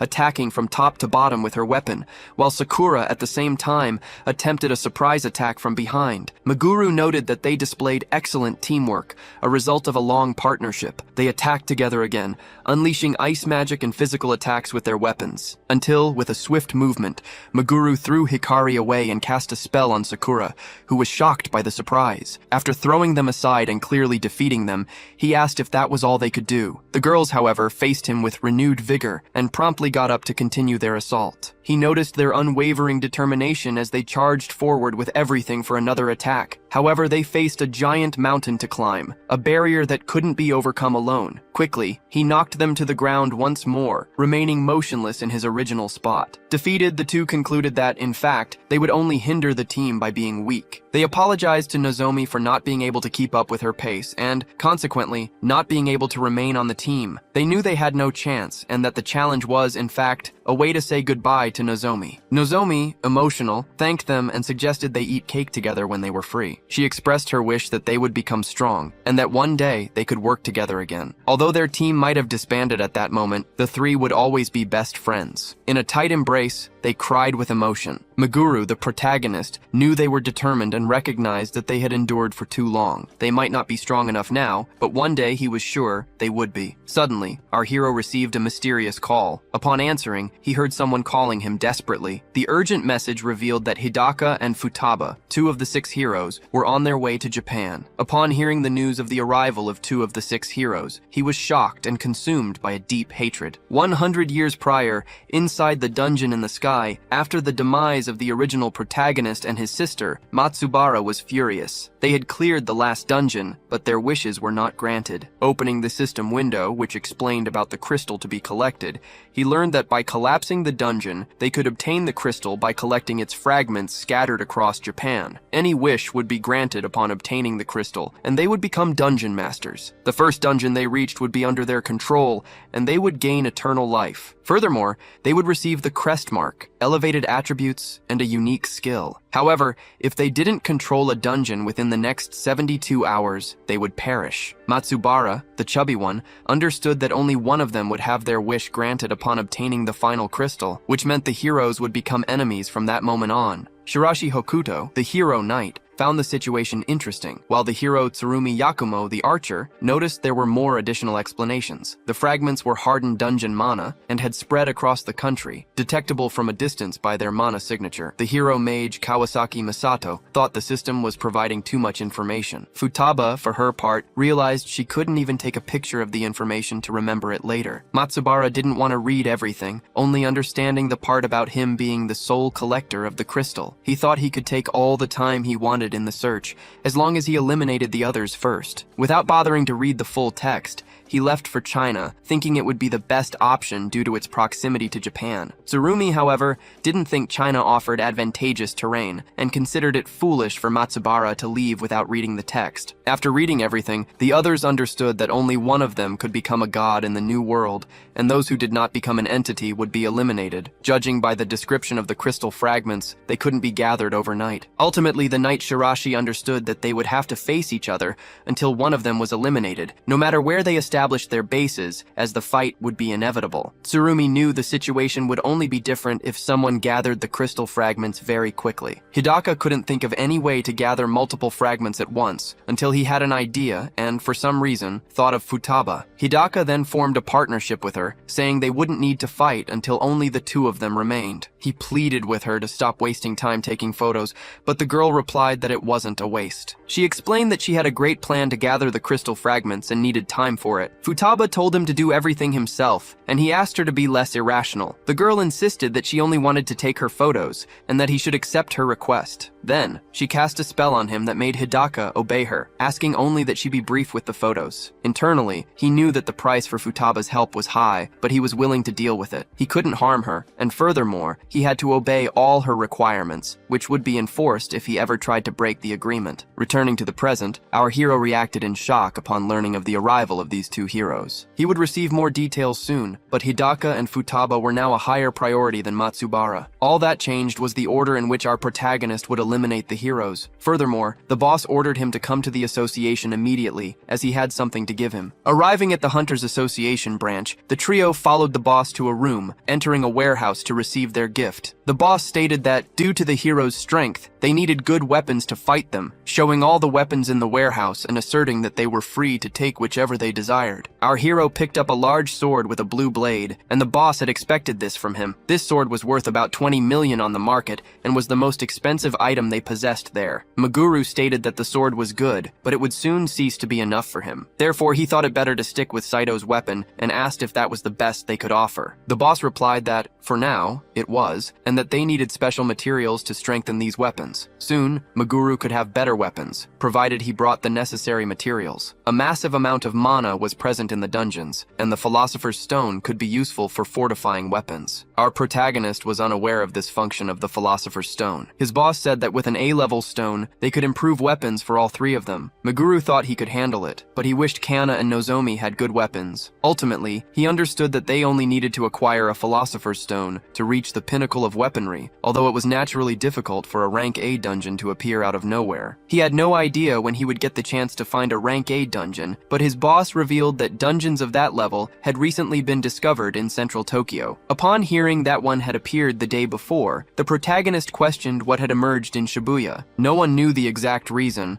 but dragon veins had been active recently, and this seemed to be the cause behind these phenomena. Sometime later on the subway, Nozomi told them about her search for Futaba Mizuho. She discovered that Futaba was deeply involved in something, having forced all her people to follow her and like her Instagram posts. Those who forgot to interact with her content were punished, as were women and men considered more attractive than her. Despite this, Futaba freely distributed the profits from oil fields, which made her quite popular, and she seemed dedicated to cultivating likes on her social media. Meanwhile, Nichitaka Asahi seemed to have recently been put in charge of political purges, being the type of man who never spoke about political matters. At worst, they should let things happen, as he couldn't simply bother them. As for the reincarnated Meguru, Kana believed Matsubara was the only one who knew the truth. She asked if our hero knew these people, and he replied that he hadn't seen them in 100 years. When questioned about what kind of people they were, the protagonist was never able to say. He decided to hide from the girl that she was the reincarnated Kana from the past, but then explained to Nozomi that he was a reincarnation of the hero Meguru from the past. A week before heading to the Sky Dungeon, they met with 6 heroes to learn how to fight together. The 2 arrived at the location and found the other 6 heroes who would be part of their team. Matsubara was polite upon meeting our hero, who reciprocated in kind. Together, they entered an A-rank dungeon and faced some monsters. Matsubara applauded Meguru's skills, highlighting how the unemployed class was very useful in combat. Futaba, in turn, noticed that besides being handsome, he was strong and thought of him as a potential boyfriend. At that moment, she went to speak with the protagonist asking if he was dating anyone. Our protagonist liked to avoid things that could cause him problems later, so he replied that he was seeing someone and ignored her. Upon seeing this scene, Futaba became very angry that he had treated her that way. Believing the woman he was seeing was Kana, she wondered what made her so special. Soon, she began to look at Kana with anger and jealousy, admitting that she was beautiful and stylish. The heroes were all fighting together to conquer the A-level dungeon until Futaba, on purpose, pushed the healer Kana, knocking her to the ground. She apologized afterward, and the chubby man helped her up. However, he soon began placing his hand on inappropriate parts of the girl. Meguru saw and stopped him, angrily questioning what he was doing and glaring fiercely at the chubby man with glasses. Matsubara, seeing a potential fight, asked everyone to stand side by side, without quarreling. Kana asked him to calm down, as she was fine, and the protagonist promised not to stay away from her again. Meguru didn't want to give the details, but said that heroes had always been true to their desires. He felt he couldn't judge them, considering he was seeking revenge, which was not a noble pursuit. Upon arriving at central Tokyo, in the A-level dungeon, the trio noticed that the monsters had already been defeated. Imagining someone had arrived there before them, they noticed an open door. As soon as Meguru opened the door, he saw a giant scorpion with lightning around its body. He also noticed the presence of Futaba and Hidaka, wondering how they had gotten there. Futaba and Hidaka didn't recognize our hero, and he remembered that they wouldn't, as his appearance had changed after his reincarnation. Furthermore, they didn't notice the presence of the 2 girls on his team. Meguru told the 2 girls to leave that place immediately, quietly, and they obeyed. He didn't know why the two heroes were there and already gripped his sword. He thought about attacking them by surprise, but calmed down, as it was still too early and he needed to get closer to them. He walked towards them and asked what they were doing there. The two asked if the boy was a hunter. After he replied that he wasn't yet, Futaba said they had already eliminated the giant scorpion boss. Meguru said ironically that they were very strong for having defeated the final boss of an A-level dungeon. He waited for the perfect moment and then suddenly launched a fireball at the two without any warning. Hidaka grabbed Futaba, pulling her out of the way to help her dodge the surprise attack that almost hit them. Enraged, the protagonist charged at them with his special sword. In response, Hidaka summoned several skeletons, which were defeated instantly by the reincarnated one. The chubby man told Futaba to calm down, as the man in front of them was not ordinary. Kana, disobeying her brother, called out his name in front of the two heroes. Immediately, the heroine recognized Akabane Kana from 100 years ago. She didn't understand what was happening until Hidaka realized they had called him Meguru. Hidaka, observing the way Meguru moved and used his sword and magic, as well as the fact that he attacked two strangers without hesitation, concluded something important. Understanding the situation, he told Futaba to leave with him, stating that they couldn't make a scene and eliminate Meguru under the current conditions. However, Futaba replied that she didn't care, declaring that her priority was to eliminate Kana. She insisted she would eliminate her even if she had nothing to do with the Akabane Kana of the past, because her face and demeanor irritated her, reminding her of past events. Furthermore, she planned to eliminate the other woman, Nozomi, simply because she could. Hidaka realized that when angry, Futaba wouldn't listen to anything he said, and if she cast a command spell, he wouldn't be able to disobey her. Faced with Futaba's stubbornness, Hidaka, the chubby man with glasses, granted her 30 seconds to finish the combat, suggesting it would be even better if she finished sooner. He stated that she was strong enough to win in such a short time. When Hidaka asked if he was placing too much expectation on her, Futaba got annoyed but guaranteed she would be quick. Meanwhile, Nozomi was terrified to discover that the two enemies were part of the 6 legendary heroes. Meguru confirmed the information, stating that there was no other option but to end the matter right there. Futaba advanced with full force, and the protagonist prepared for the attack, thinking he would be the target. However, the heroine conjured a spell and aimed it at Kana. Meguru promptly stepped in front, receiving the attack and realizing he could barely defend against her blows. Meguru noticed that Futaba was aiming at Kana, but Nozomi, confident, stated that he could handle it. Next, Nozomi charged a very fast attack and lunged at the enemy with all her might. Futaba, seeing the blow up close, admitted that Nozomi was better than she thought. However, immediately afterward, she dodged and launched her counterattack, a powerful spell. Declaring that the girl was far below her level, Futaba hit Nozomi squarely, defeating her. She even boasted about being stronger and more beautiful, because she belonged to the first class of hunters. Now Futaba prepared to focus on Kana and Meguru, but she was interrupted by her colleague, Hidaka, who announced that the 30 seconds had already passed and that they would be leaving through a portal. Before leaving, Futaba warned that although she had let them leave alive that day, next time she promised to eliminate Kana. Meguru felt weak, frustrated that he hadn't even managed to touch Futaba, and seeing Nozomi unconscious. When Nozomi, still dazed, finally asked who those two were and why they knew Kana, finding it all very strange, Meguru saw no other option but to tell them the whole truth. He stated that he wasn't the only one to reincarnate into another body, revealing that Kana had also gone through the same experience. He explained that she and he were exact copies of the past heroes, Meguru and Kana, which was why the two heroes recognized them by name. Meguru regretted not being able to show a comparison, as the photos from 100 years ago had been lost, but he assured them there was no way he could mistake his younger sister in someone else's body. Now, Kana finally understood why Meguru had said he cared so much about her. Meguru reiterated that he cared deeply for her, as she was part of his precious family, and it was precisely because they had harmed Kana in the past that he would never forgive them, vowing to himself that he would eliminate all of them with his own hands. Nozomi and Kana were left speechless. Upon arriving home, Kana remained thoughtful, understanding that she was the reason Izumi, Meguru, was so connected to the 6 heroes and wanted to eliminate them. Meguru, for his part, thought the shock had been too great for Kana. At that moment, their door knocked in the middle of the night. Meguru went to answer it, asking his sister to go to sleep in the meantime, and she obeyed. Opening the door, Meguru noticed Nozomi, who had come to their house to talk with Kana. Nozomi stated that she would borrow the girl for a bit, and the two left the house for a walk. Seeing that it was raining and already night, Meguru thought they could have stayed inside. Nozomi asked Kana if she was bothered by Meguru caring for her like a younger sister. Kana replied that it no longer bothered her, as she had understood the situation. For her, as long as they stayed together, their relationship didn't matter. What truly bothered her was Meguru's guilt, and his obsession with revenge, which worried her deeply. She believed that if he weren't so obsessed with revenge, they could be living in peace. Furthermore,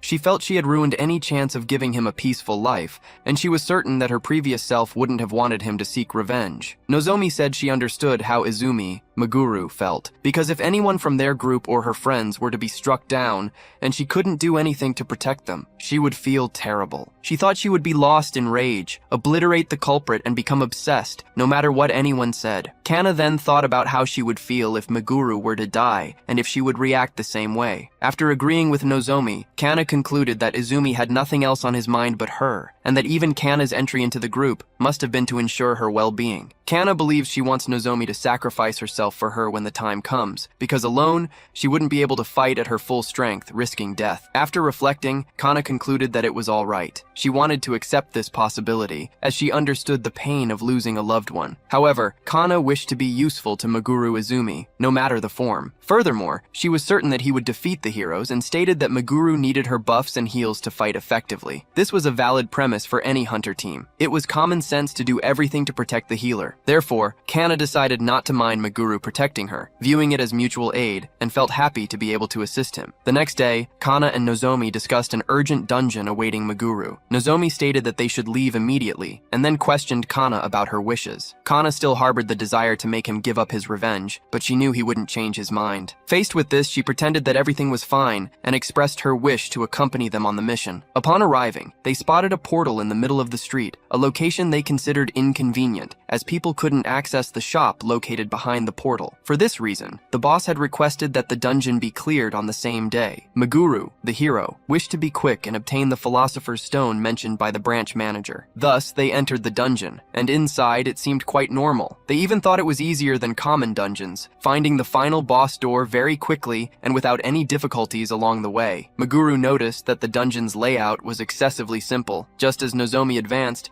Meguru spotted a trap and warned her. However, she ended up stepping on it, but thanks to her magical armor, the trap didn't harm her. Meguru noticed that it was only needles that were launched, which he found disappointing. Using his search ability, Meguru realized that the needles couldn't be seen with the naked eye, emerging from within the walls when certain points were crossed. Upon seeing the giant needles, Nozomi commented that no one would notice them the first time they were there. Meguru explained that A-level dungeons always had tricks, and this one was no exception. Suddenly, two pumpkin-like monsters appeared. Meguru created ice stakes and hurled them, eliminating the monsters with great ease. Nozomi understood that they would have to deal with monsters and traps simultaneously. Meguru stated that such weak enemies posed no threat, no matter their numbers, as long as they didn't use tricks. Then, he conjured a powerful fire spell and launched it against the monsters, defeating several at once. He asked Nozomi to attract as many monsters as possible, while Kana was to focus on healing her teammate. Nozomi, the pink-haired girl, grabbed her sword and declared that she would take care of Meguru's younger sister. She charged at the monsters with full force, while Kana, the blonde, cast healing spells. Nozomi did a good job attracting the monsters, and Kana noted that while healing magic took time, it was easy to apply in this situation. Meguru began to energize his arm with shock magic and approached one of the pumpkins, placing his hand on it and using his lightning magic. He thanked the two for giving him time to conjure his spells, and thus they won with ease. Nozomi noticed that when Meguru focused on offense, the combat ended very quickly. She observed the pumpkins, all burned and destroyed by Meguru's lightning magic, and stated that she wanted to make fights easier for him. However, she didn't possess enough defense to be his vanguard, and asked how to deal with stronger opponents. Meguru knew that Nozomi's defense couldn't be increased overnight, as it was limited by her class. He considered the solution of increasing her agility. After all, it wouldn't matter how strong the target's attacks were if none of them could hit her. Meguru stated that he possessed a spell that allowed a person to move more quickly, and given their current situation, he decided to teach something to Kana. An hour after their training, they entered the final boss room. The boss was a giant, furious pumpkin, against which they would practice what they had learned. Nozomi, who had learned to increase her speed in movement and attacks, advanced with great rapidity, while Kana, in turn, had learned a poison spell that drained the target's vitality. Nozomi managed to defend the boss's attack with her shield, which thrilled her. While she bought time acting as the vanguard, Meguru took charge of the rest of the combat. He launched a giant ice stake that eliminated the boss,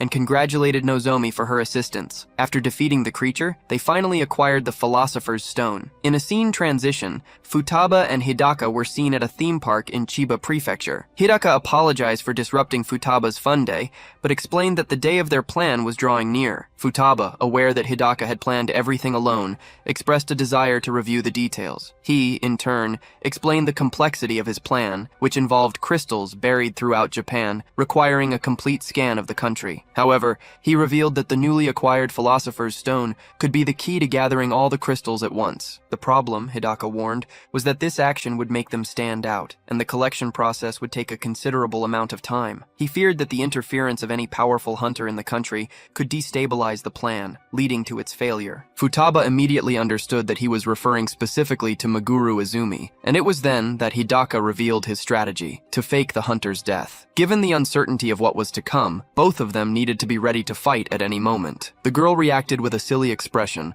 while Hidaka, serious, reiterated that he was counting on her for the success of the endeavor. Meanwhile, at the Hunters Association warehouse, the branch chief was taking the most expensive sword they possessed. Meguru, the protagonist, understood that the stronger the base weapon, the greater the power it would gain. He knew it would be more advantageous to use that sword with its intrinsic bonuses than any other weapon he possessed. His branch chief also noticed that the two girls, Nozomi and Kana, had already chosen their respective weapons. Next, they changed locations, following the branch chief to the second underground floor of the association, where he explained that it was the Red Laboratory. There, they developed the equipment that manifested monsters for the promotional exam. A scientist then used the extremely strong blue sword and the philosopher's stone to fortify it. At the end of the process, Meguru observed that the weapon's appearance hadn't changed at all. However, he decided to test it, promising to go easy since they were in an enclosed space. He delivered a light downward slash, and the sword unleashed an incredibly potent mana trail. This startled the entire group, but left the branch chief excited. Meguru realized that the sword had become much stronger, and that technology had advanced enormously from one century to the next. He understood that the spells utilizing the Philosopher's Stone's energy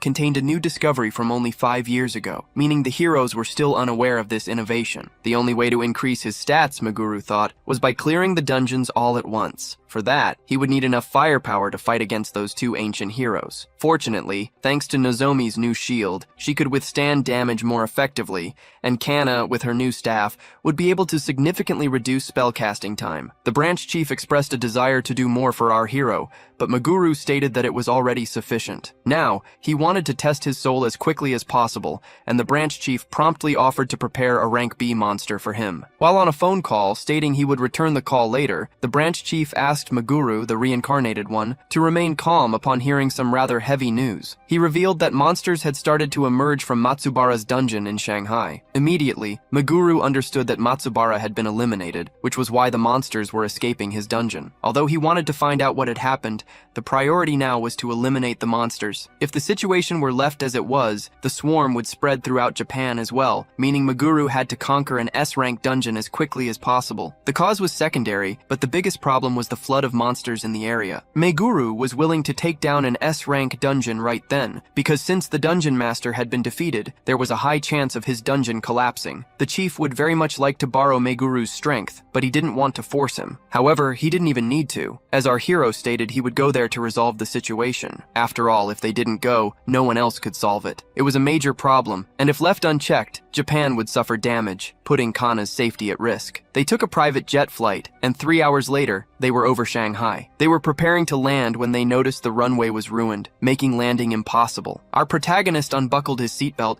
and said that location was fine, leading the others to think he would parachute down. However, he descended without a parachute, with Kana in his arms, and Nozomi jumped out as well. Then, they activated anti-gravity magic and landed gently without a harsh impact. Nozomi thought she was going to die, and Meguru apologized, explaining he hadn't had time to detail his plan. He noticed that the local hunters were quite weak and were having difficulty facing the beasts. Even in large numbers, they would be at a disadvantage, as the monsters were very strong coming from an S-rank dungeon. For now, he would clear everything himself, conjuring several spells at once. A rain of ice began to fall, and the spikes pierced the monsters, eliminating them. The monsters began to disappear, just like dungeons do when they are cleared. More importantly, Meguru asked if the local hunters understood the situation. Even without knowing the reason, the hunters believed Matsubara was releasing releasing the monsters on purpose, recalling that this had happened 20 years ago when the national uprising was suppressed. Our protagonist knew that the former red-bearded hero was doing something heinous. Despite everything, panic spread among the people, fueled by misinformation. Meguru, however, clarified that the current situation was distinct, as Matsubara had been eliminated. The hunters, incredulous at the news of his defeat, tried to question Izumi. She explained that, in reality, there were two sources of magic, one from the body and another from the dungeon, and she was only detecting one of them. This indicated that the dungeon master had disappeared, the location was collapsing, and consequently, the monsters were leaking out. The hunters, however,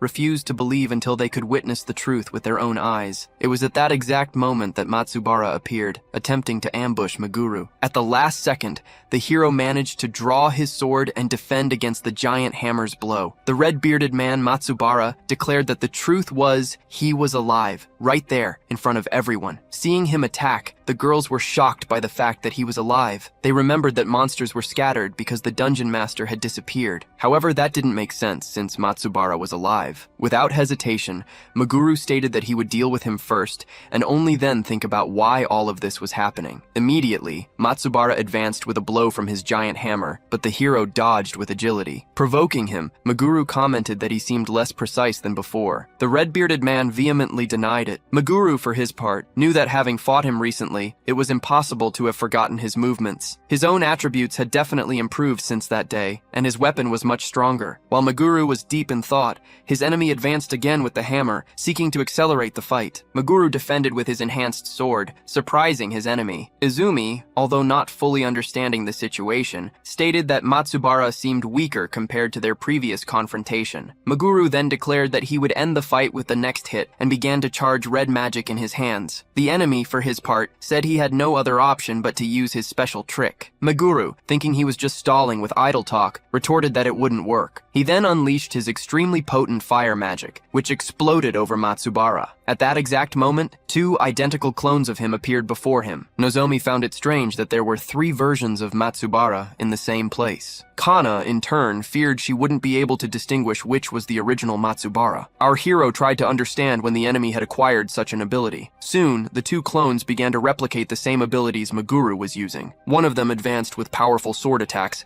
while the other charged fire magic. Meguru, however, noticed that although the technique was the same, the strength of the blows seemed weaker than before. Dealing with multiple opponents was, for him, a real headache. Suddenly, a fire attack came his way, and he realized he wouldn't be able to dodge in time. Therefore, he responded using the same magic, but with a much greater intensity, obliterating the enemies. Quickly, he recovered and assured his team that he was fine, without a scratch. At the same time, the clones also remained alive and unharmed. At that instant, Meguru noticed that the marks on the clones' hands were different. The patterns of the emblems on the clones had changed. All these inconsistencies led him to assume that the Matsubara in front of him was fake, and suddenly, everything made sense. He recalled that Hidaka Asahi possessed the ability to summon creatures at will. Hidaka was summoning mimics that took human forms. Therefore, after eliminating the real Matsubara, Hidaka had created a clone of him. The emblem of power that allowed copying appearances and techniques was what was visible on the clone's hands. However, Meguru knew that Hidaka couldn't copy a person's current attributes. At that moment, Meguru bit his finger, allowing his vital fluids to flow over the mark of power. A heavy energy began to emanate from him, and he instructed the girls to follow him. The strength of the duplicates was proportional to the amount of magic Hidaka had infused into them. When they split into 2, they became weaker, dividing their attributes in half. This was the opportunity Meguru needed to handle the fight. He shouted for Nozomi to act, and the girl charged at the duplicates. With her sword, she unleashed a spinning slash. In response, one of the clones cast an ice spell, while the other charged with its sword. Upon receiving the sword strike, Nozomi used her shield to defend herself, but found herself in a difficult situation. Watching everything from a distance, Kana began to prepare a poison spell. Once the poison took hold of one of the duplicates, it started to feel weaker. At that moment, Meguru seized the opportunity to attack that duplicate from behind with his sword. Disarming the clone, he commented that if it had been the the real Matsubara, he would have been able to predict that action and react accordingly. Then, he pierced the duplicate's heart with his weapon, finally eliminating one of them. Our hero said that he had only managed to do all this thanks to the two of them and thanked them. At that instant, Izumi cast a fire spell towards the duplicate, which was immediately eliminated and vanished. He felt a pang of satisfaction for having resolved the situation, but soon the happiness gave way to a persistent unease. Izumi tried to understand why Hidaka had created those duplicates. Finally, he decided it was time to stop overthinking, and, along with Kana and Nozomi, they headed towards the S-rank dungeon. Kana and Nozomi had never set foot in a dungeon of that level, nor witnessed so many different types of monsters gathered in one place. However, Izumi quickly demonstrated that for them, those creatures posed no great threat, defeating them with remarkable ease. Although the girls initially thought that only he possessed such a level of strength, they soon realized that they too could keep pace and deal with the beasts. The creatures present there were as strong and resilient as those they had faced outside, but thanks to their new weapons and the high performance demanded of their users, the group was able to overcome them. The mere fact that they were fighting there side by side was proof that they had become much stronger, and Kana and Nozomi felt a wave of contentment. Kana, however, felt a little left behind, but Izumi promptly reassured her, stating that she too had greatly raised her level and was equally strong. Finally, the group opened the door to the final boss, encountering an imposing demon covered in robust armor. Without hesitation, Nozomi advanced quickly, unleashing a leap and a powerful sword attack. The demon, however, counterattacked fiercely, forcing the girl to interrupt her strike and dodge backward. Nozomi realized she had captured the attention of the creature, which resembled a giant gargoyle, and Izumi seized the opportunity to cast his ice spell,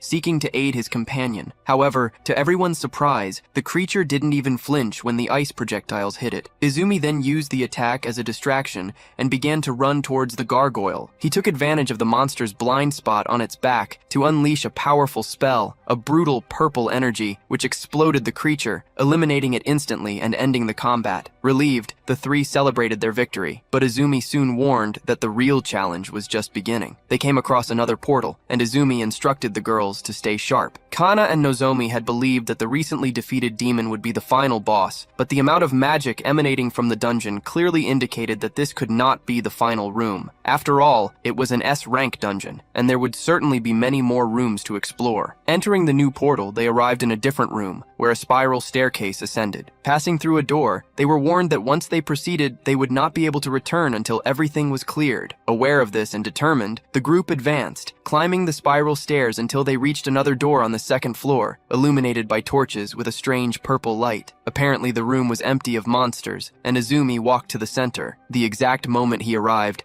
gargoyles began to fly around them, appearing out of nowhere. Izumi observed that if they fought in the same way as before, dealing with those new monsters would not be difficult. The combat began, and the group knew that as long as they stayed together, they would overcome any challenge. Nozomi advanced with her weapon, delivering a precise cut to one of the monsters and defending it from attacks. While she took charge of drawing attention, Izumi unleashed his brutal purple magic, gradually reducing the number of gargoyles, eliminating them one by one. Izumi, the reincarnated one, noticed that the monsters were acting with more caution towards him after his last attack. He realized he wasn't alone. While the gargoyles were preoccupied with him, Nozomi attacked from behind. Receiving blows from the front and back, the creatures began to falter. Although their individual attributes were not low, the lack of coordination in their attacks was evident. Izumi wondered if that was Matsubara's limit, the dungeon's creator, or just his preference. However, it didn't matter, because for them, those creatures no longer posed a real threat. Izumi then unleashed his ice rain magic,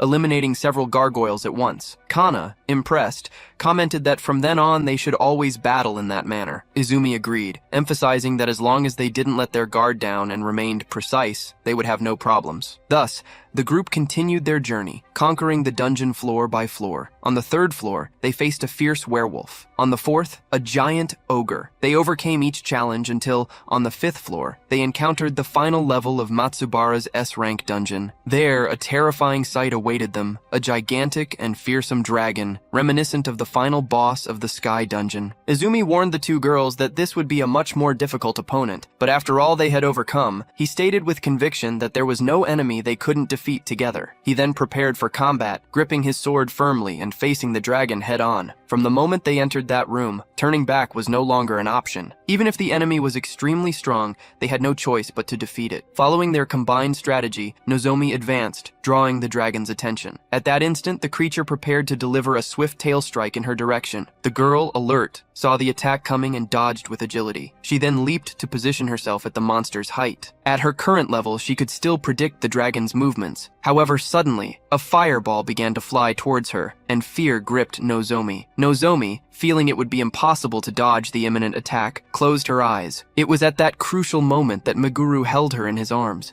pulling her away from the fatal blow. Furious, the dragon began to unleash several fire blasts, but Kana, with her magic, promptly created shields to defend the group. These shields not only protected Meguru and Nozomi, who were the primary targets, but the entire team. Izumi observed that Nozomi had dangerously approached the dragon, a clear sign of her growth and strength. However, Nozomi still felt insecure because, in the decisive moment, she couldn't act. Meanwhile, Meguru, the protagonist, saw the creature begin to form a purple energy ball in its mouth and felt a chill. There was no other option but to buy time with a smokescreen. He quickly conjured a spell that enveloped the dragon in mist, disorienting it and preventing it from seeing. He then used his search ability to visualize the environment, even through the dense smoke. Kana, his sister, was frightened by not being able to see anything, and Meguru held her in his lap, reassuring her, as he could see perfectly. In that short interval, the dragon proved to be more intelligent than it seemed, assessing the combat abilities of the three and focusing on Kana. The same strategy wouldn't work again. Therefore, Meguru decided that Nozomi would switch positions, while Kana, the pink-haired girl and the group's healer, should protect herself and maintain her defensive stance. Placing a hand on her shoulder, he affirmed that she was perfectly capable of fulfilling this task,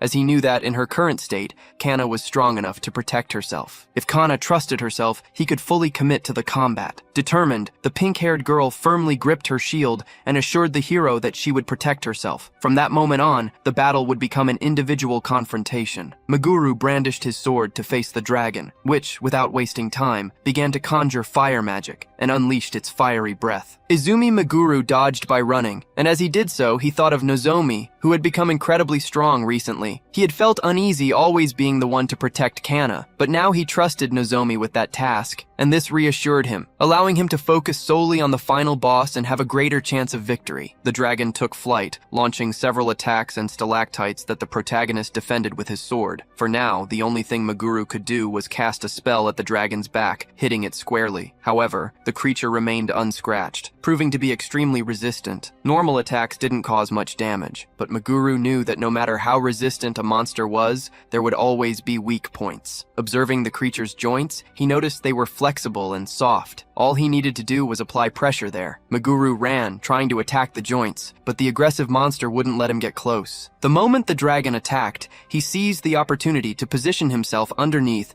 and deliver a sword strike. It was with this strike that he found the weakness, making a deep cut in one of the dragon's joints. The creature roared in pain, and its vital fluid began to spill. Bringing down a monster of that size with a single attack was impressive. Our protagonist held his sword menacingly, declaring that he would end that fight at that instant. The dragon then charged towards him with a low pass, and Meguru felt that something was wrong. The creature began to transform, changing color, while the magic it wielded also shifted. It was a phenomenon that occurred when a certain amount of damage was dealt. The monster would transform and increase its attributes. This happened now, with the dragon turning white and unleashing a powerful green beam against the protagonist. Meguru brandished his sword and defended the brutal blast, using an immense amount of his strength. He managed to defend the attack, but soon noticed that he wouldn't be able to deflect the blow completely. At that moment, the dragon's strength prevailed, and the protagonist was thrown far away by the impact. Kana, worried, ran to heal him. However, the protagonist ordered the girl not to approach, because if she became the dragon's target,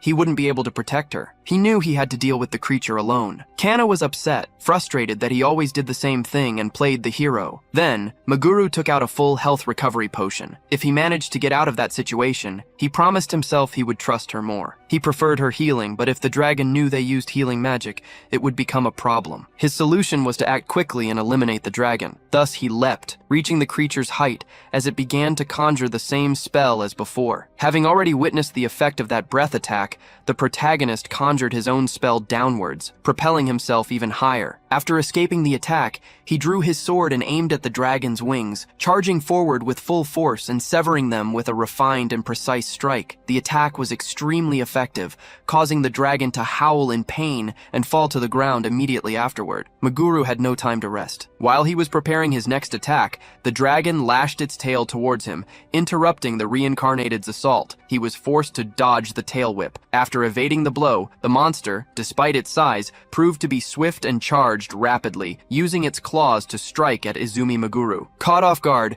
Meguru was surprised by the attack that struck him directly, sending him flying against the stone wall. The impact caused him intense pain, while the girls, visibly worried, expressed their desire to help him. Our hero, aware that small differences could be overcome with equipment and technology, recognized, however, the stark disparity between him and the creature, a gap difficult to bridge. Facing this immense disadvantage, he quickly used his full recovery potion. Meguru considered that by destroying the wall, he could create an escape route. His plan was to act as a decoy for the two girls to escape, as he saw no other way out. With this intention, he shouted for them to listen closely, announcing that he would break the wall. However, before he could finish explaining his plan, he was attacked again by the white dragon. The monster's tail strike destroyed the spell the protagonist was conjuring, thwarting his plan. As the dragon prepared to deliver another tail strike, Meguru quickly created a magic shield to defend himself, remembering that it was the amulet that prevented instant fatal attacks. Observing the creature's colossal size, he couldn't even discern a single opening to strike. Suddenly, the purple mark reappeared on his hand,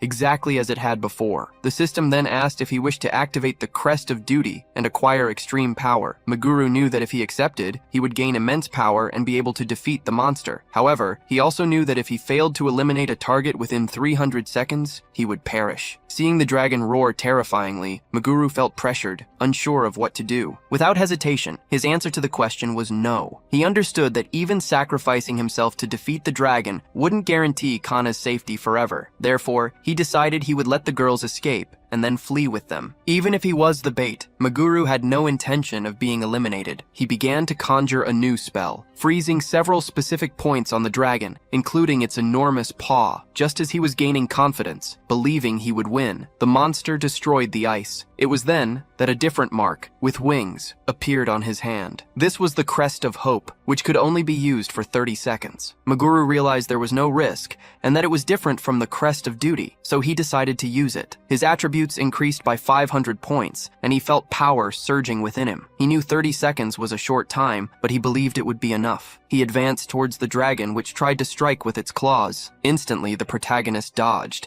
as he could clearly see the attacks. With no more time to lose, Meguru noticed the dragon preparing a poisonous breath attack. Even knowing it was a bit reckless, he decided to close the distance between them, leaping and using his magic downwards, gaining height through the propulsion. Very close to his enemy, he was sure that this would be the final blow. He launched his ice spear with maximum power, while the dragon released its green breath. The two attacks collided, and a clash of power ensued at that moment, until finally, the monster was hit squarely, losing the confrontation and being slain for good. Our hero received a double attribute boost, as expected from an S-rank dungeon. Additionally, he gained 50 more points because of the Crest of Duty, a side effect of the Crest of Hope. Unlike the other crest, this one didn't drain his energy, and he wondered where that mark had come from. At the end of all this, he obtained the Crest of Souls, a high-level reward. However, he saw no apparent visual change, and wondered if he could now use Matsubara's power for himself. At that moment, Kana appeared, shouting the boy's name, and hugged him tightly. Our reincarnated hero showed he was fine, alleviating his younger sister's concern, who noticed how much stronger her brother had suddenly become. Nozomi asked if the enemy lowering its guard was part of the strategy. Meguru replied that it wasn't, that he had just felt a sudden surge of power he didn't quite understand. He promised to tell her what he had understood later, but first, he wanted to leave the place immediately. Even without fully understanding what had happened, he was happy they had cleared the entire dungeon. While Meguru contacted the head of the Hunter's branch, we are transported to something that happened 8 hours earlier. Futaba and Hidaka watched the Hunters landing by plane and commented that the time had come. Somewhere in the central district, Several skeletons rattled against the fences, attracting a guard's attention. Futaba, who controlled the skeletons, tricked the man and cast a spell on him, eliminating him. She knocked him down because he had touched her with his dirty hands. At that moment, the girl said that the real fun would begin and looked maliciously. If they reached the evacuation camp, they would be able to communicate. Nozomi suggested they head towards the airport, though Meguru found the distance excessive. Despite the objection, the group proceeded to the evacuation camp, where they encountered countless injured people. Kana expressed her horror at the sight, while Izumi remarked that the scars left by the monsters were indeed irreparable. Kana, his younger sister, realized he was speaking from personal experience. Upon entering one of the tents, Meguru questioned a group of hunters about the extent of the damage. They explained that the situation was dire, with many injured, and the lack of sufficient healers left them unsure how to proceed. Izumi, despite his desire to help,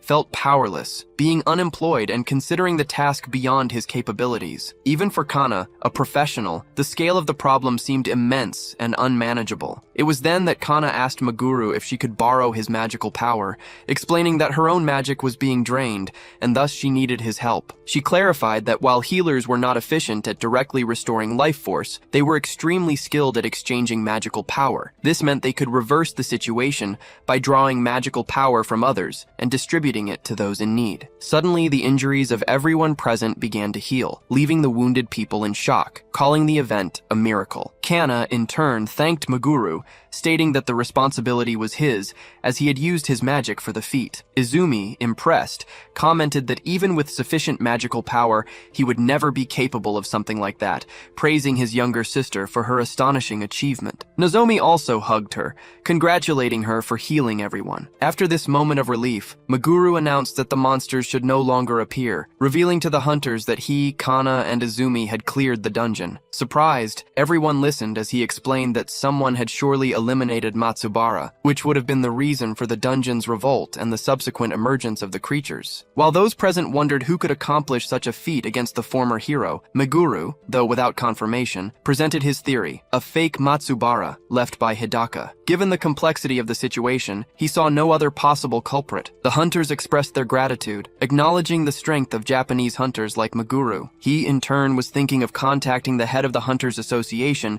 to report the situation when he was caught by surprise by two voice messages. Upon listening to them, the first revealed the chief shouting that something extremely serious had happened. The second message informed that Futaba and Hidaka had appeared in the central district with a strategy, and subsequently, thousands of S-rank dungeons had emerged throughout Tokyo. The chief then apologized for demanding that Izumi and Meguru return home, even though they were exhausted. The message revealed that 7 hours earlier, Hidaka and Futaba had arrived in the district for the first part of their plan, initiating Hidaka's final scheme. He mentioned the fragmented magic crystals that had scattered across Japan, and how, because of this, there was no other option but to search for and collect them one by one. However, Hidaka claimed to be different from other heroes. Having summoned his beasts, he used them to carry magic stones across Japan. His strategy was clear. By using the immense amount of mana contained within these stones to bring them to the surface, the fragments would naturally gather around the remnants of the Sky Dungeon. Ambitious, Hidaka knew that he only needed to wait for the magic crystal fragments to be his. Impressed, Futaba took photos of the magic crystals. An hour later, she asked how long it would take for the plan to materialize, and Hidaka estimated about 6 hours. Annoyed, Futaba decided to return to the hotel, instructing him to notify her if anything happened, and she needed to come back. Finding her attitude childish, Hidaka bid her a temporary farewell. Hidaka knew that Japan's hunters, including Meguru, were still occupied in China. As long as nothing serious occurred, he believed he could handle everything alone, sensing that little time remained until he would finally become a god. Suddenly, the remnants of the Sky Dungeon in the district began to glow. This dungeon had collapsed hundreds of years ago, but its traces were preserved. Furthermore, there were signs of Hidaka and Futaba's presence nearby, although only the chubby one was being seen at the moment. The association head warned that there was a high probability that the former hero Hidaka was involved, and that, for now, Meguru and his team were the only ones they could trust, counting on them to resolve the situation. Finally, the hunter team arrived in Tokyo. Nozomi asked Meguru if he would be able to fight, considering his sword had broken. Meguru, the hero, remembered the moment when the dragon's attack destroyed his weapon. Fortunately, Izumi still possessed remaining magic stones, and managed to forge another sword identical to the one that broke. Meguru, the protagonist, protagonist, took his new sword, and together they activated anti-gravity to fly over the location. It was at that instant that Meguru, the reincarnated one, met Hidaka after a long time. Hidaka, the former hero, was caught by surprise by Meguru's sudden arrival. The speed with which the protagonist appeared there left him perplexed. By the way Hidaka expressed himself, Meguru realized that he was behind Matsubara's demise. However, Hidaka, convinced of his victory, believed that he had already triumphed and that Meguru could no longer do anything to stop him. Understanding the situation, Meguru knew that he needed to eliminate Hidaka to thwart his plans. Without hesitation, Meguru activated the mark on his hand, leaving the enemy in immediate shock. At that instant, several clones of Meguru appeared, accompanied by duplicates of Matsubara. Hidaka, now desperate, realized that he only needed a little more time for his plan to materialize. Noticing his adversary's panic, Meguru called the two girls, Nozomi and Kana, to end the fight as quickly as possible. The three armed themselves with their swords, and the mark on Meguru's hand activated as he prepared to use his magic and create a unique aura. Meguru ran towards the enemy with Kana casting a spell and Nozomi by his side. The strength of the copies depended directly on the amount of magic Hidaka infused into them. Although at first glance, having more clones seemed like an advantage, the division of magic among the 5 bodies made them individually weaker. Nozomi threw her axe towards one of the clones who skillfully caught the weapon and returned the blow. The clone delivered an axe strike that almost hit the girl, but she managed to dodge. However, he followed up with a new attack, which Nozomi defended with her shield, then used it to hurl the clone away. As the clone tried to seize the opportunity for another attack, Meguru appeared and knocked him to the ground. As the clones began to be defeated, Hidaka's desperation grew. Only 2 clones remained, and one of them wielded an exceptionally large shield. One of the girls, probably Nozomi, advanced against him, launching an attack with her weapon, which was blocked by the massive shield. The clone smiled and used its own shield to strike the girl, throwing her far away. Next,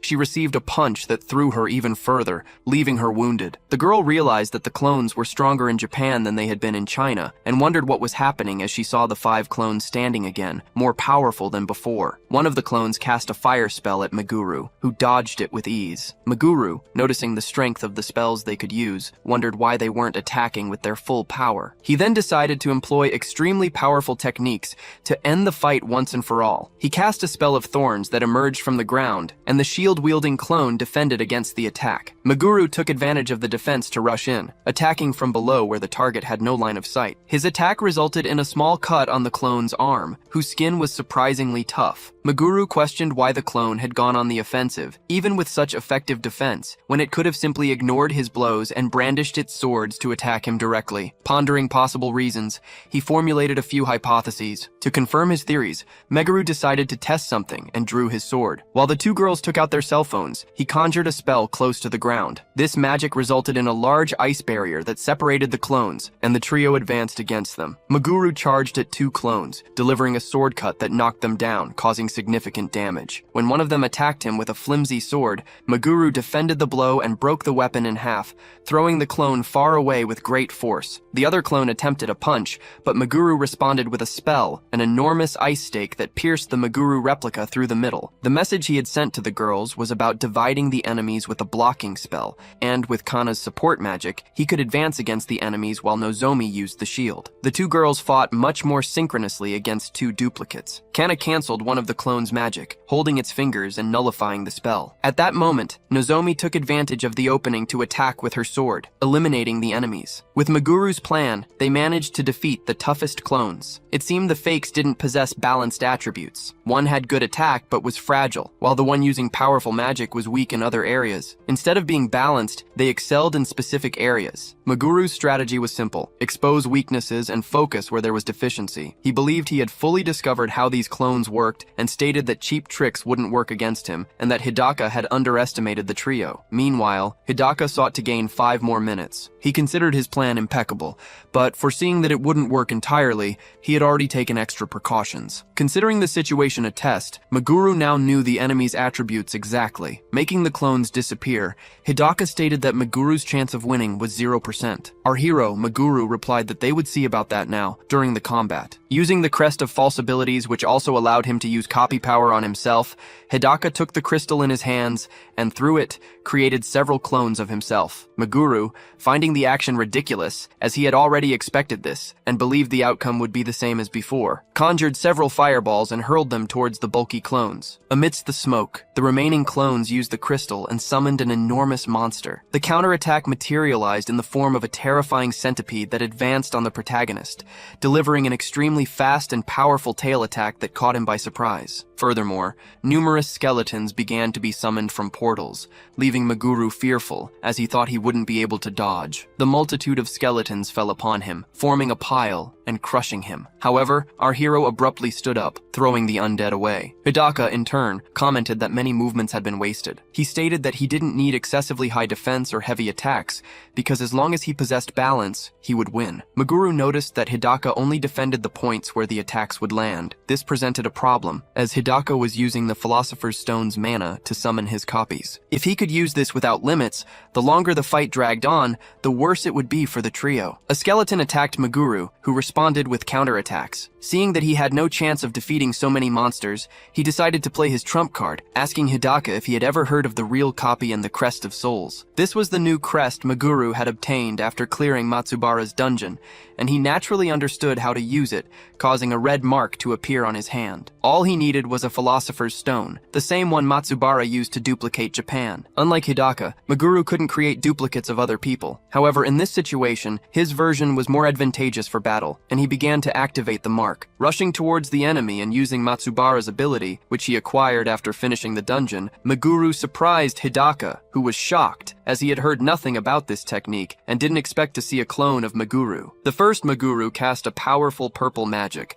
while the second attacked the centipede with his sword. With this coordinated movement, they caused significant damage to the giant centipede. The girls found what Meguru was doing incredible and wondered which of them was the real Izumi, thinking the true one was the one holding the sword who had just jumped in front of them. Meguru explained that Hidaka's crest was part of the magical summoning lineage, but that both Megurus were real, only the nature of their abilities was different. In other words, to better explain its meaning, Meguru said he had simply split himself in two. At that moment, both of them invoked a very powerful lightning magic and charged at the enemy. If there were two versions of himself, it was like having twice the strength. They saw this in practice when one of them launched a powerful lightning bolt at the centipede, destroying it with the spell. Even Hidaka was hit and sent flying, and our protagonist moved behind him at that moment. Beginning to use his specialized stats, Meguru delivered a cut through the middle of Hidaka, defeating the former hero's copy and leaving only the true one, who was now afraid. A precise and specialized attack was dangerous, but Meguru wanted to overcome it with a powerful ability. Thus, he exposed the enemy's weakness, and it was at that moment that Meguru managed to tear off Hidaka's arm. Meguru said the victory was much easier than he had imagined, leaving Hidaka in complete despair upon realizing he was missing an arm. Pointing his sword at the man, he demanded that he reveal Futaba's location. Suddenly, Meguru began to feel an overloaded mana source. It was then that the process of Hidaka's mana crystal was completed. He began to laugh and declared that he had won that battle. He tried to crawl towards his mana crystal, but the protagonist did not allow it. Meguru finished off the villain by stabbing him in the back, leaving the girls stunned by the scene. After finishing Hidaka, Meguru went to the mana crystal and took it in his hands. He saw the system ask if he wanted to use the mana crystal to acquire divinity. Our protagonist didn't understand the meaning of acquiring divinity, and the villain called out to him, asking him to give him the crystal. Meguru was surprised that he was still alive. Hidaka said that the object was useless in Meguru's hand and that he should give it to him. Meguru replied that, meaningful or not, he would be the one to make the decision. Therefore,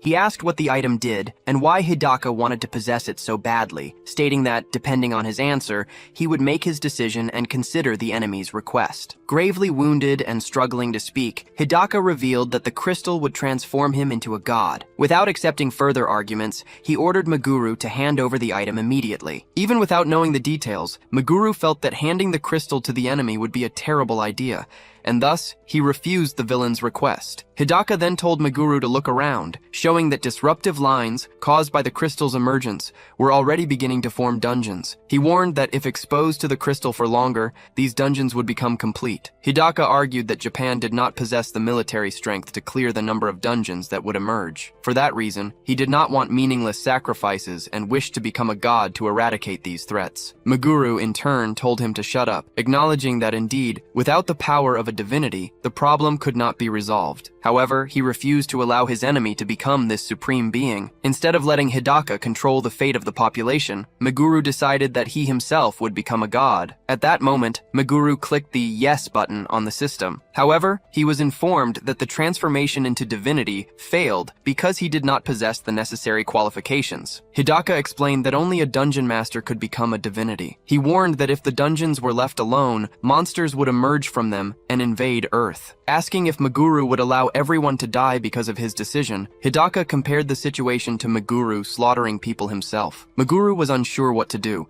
as he didn't want to hand the crystal to Hidaka. However, he realized there was no other way to stop the situation without doing so. Completely stuck, he saw Hidaka waiting for him to hand over the crystal. After all, there seemed to be no other way out. At that instant, a portal appeared behind Kana, and skeletons tried to grab her foot. Hidaka insisted that Meguru make a quick decision if he didn't want the girl to get hurt. However, before Meguru could act, Hidaka received a precise sword attack to his head and was eliminated. Our hero, Meguru, declared that harming Kana was an unforgivable crime for him. Filled with hatred, he eliminated Hidaka with his sword. Now that he had eliminated the former dungeon hero, Meguru wondered what to do. He considered handing the mana crystal to another master to become a divinity. He thought of Futaba, but after further reflection, he discarded the idea, knowing she was problematic. Kana suggested that the three of them think together about a solution to the problem. The moment Meguru handed the mana crystal to his sister, the item resonated and glowed in her hands. Kana then stated that she was capable of doing something with that magical item,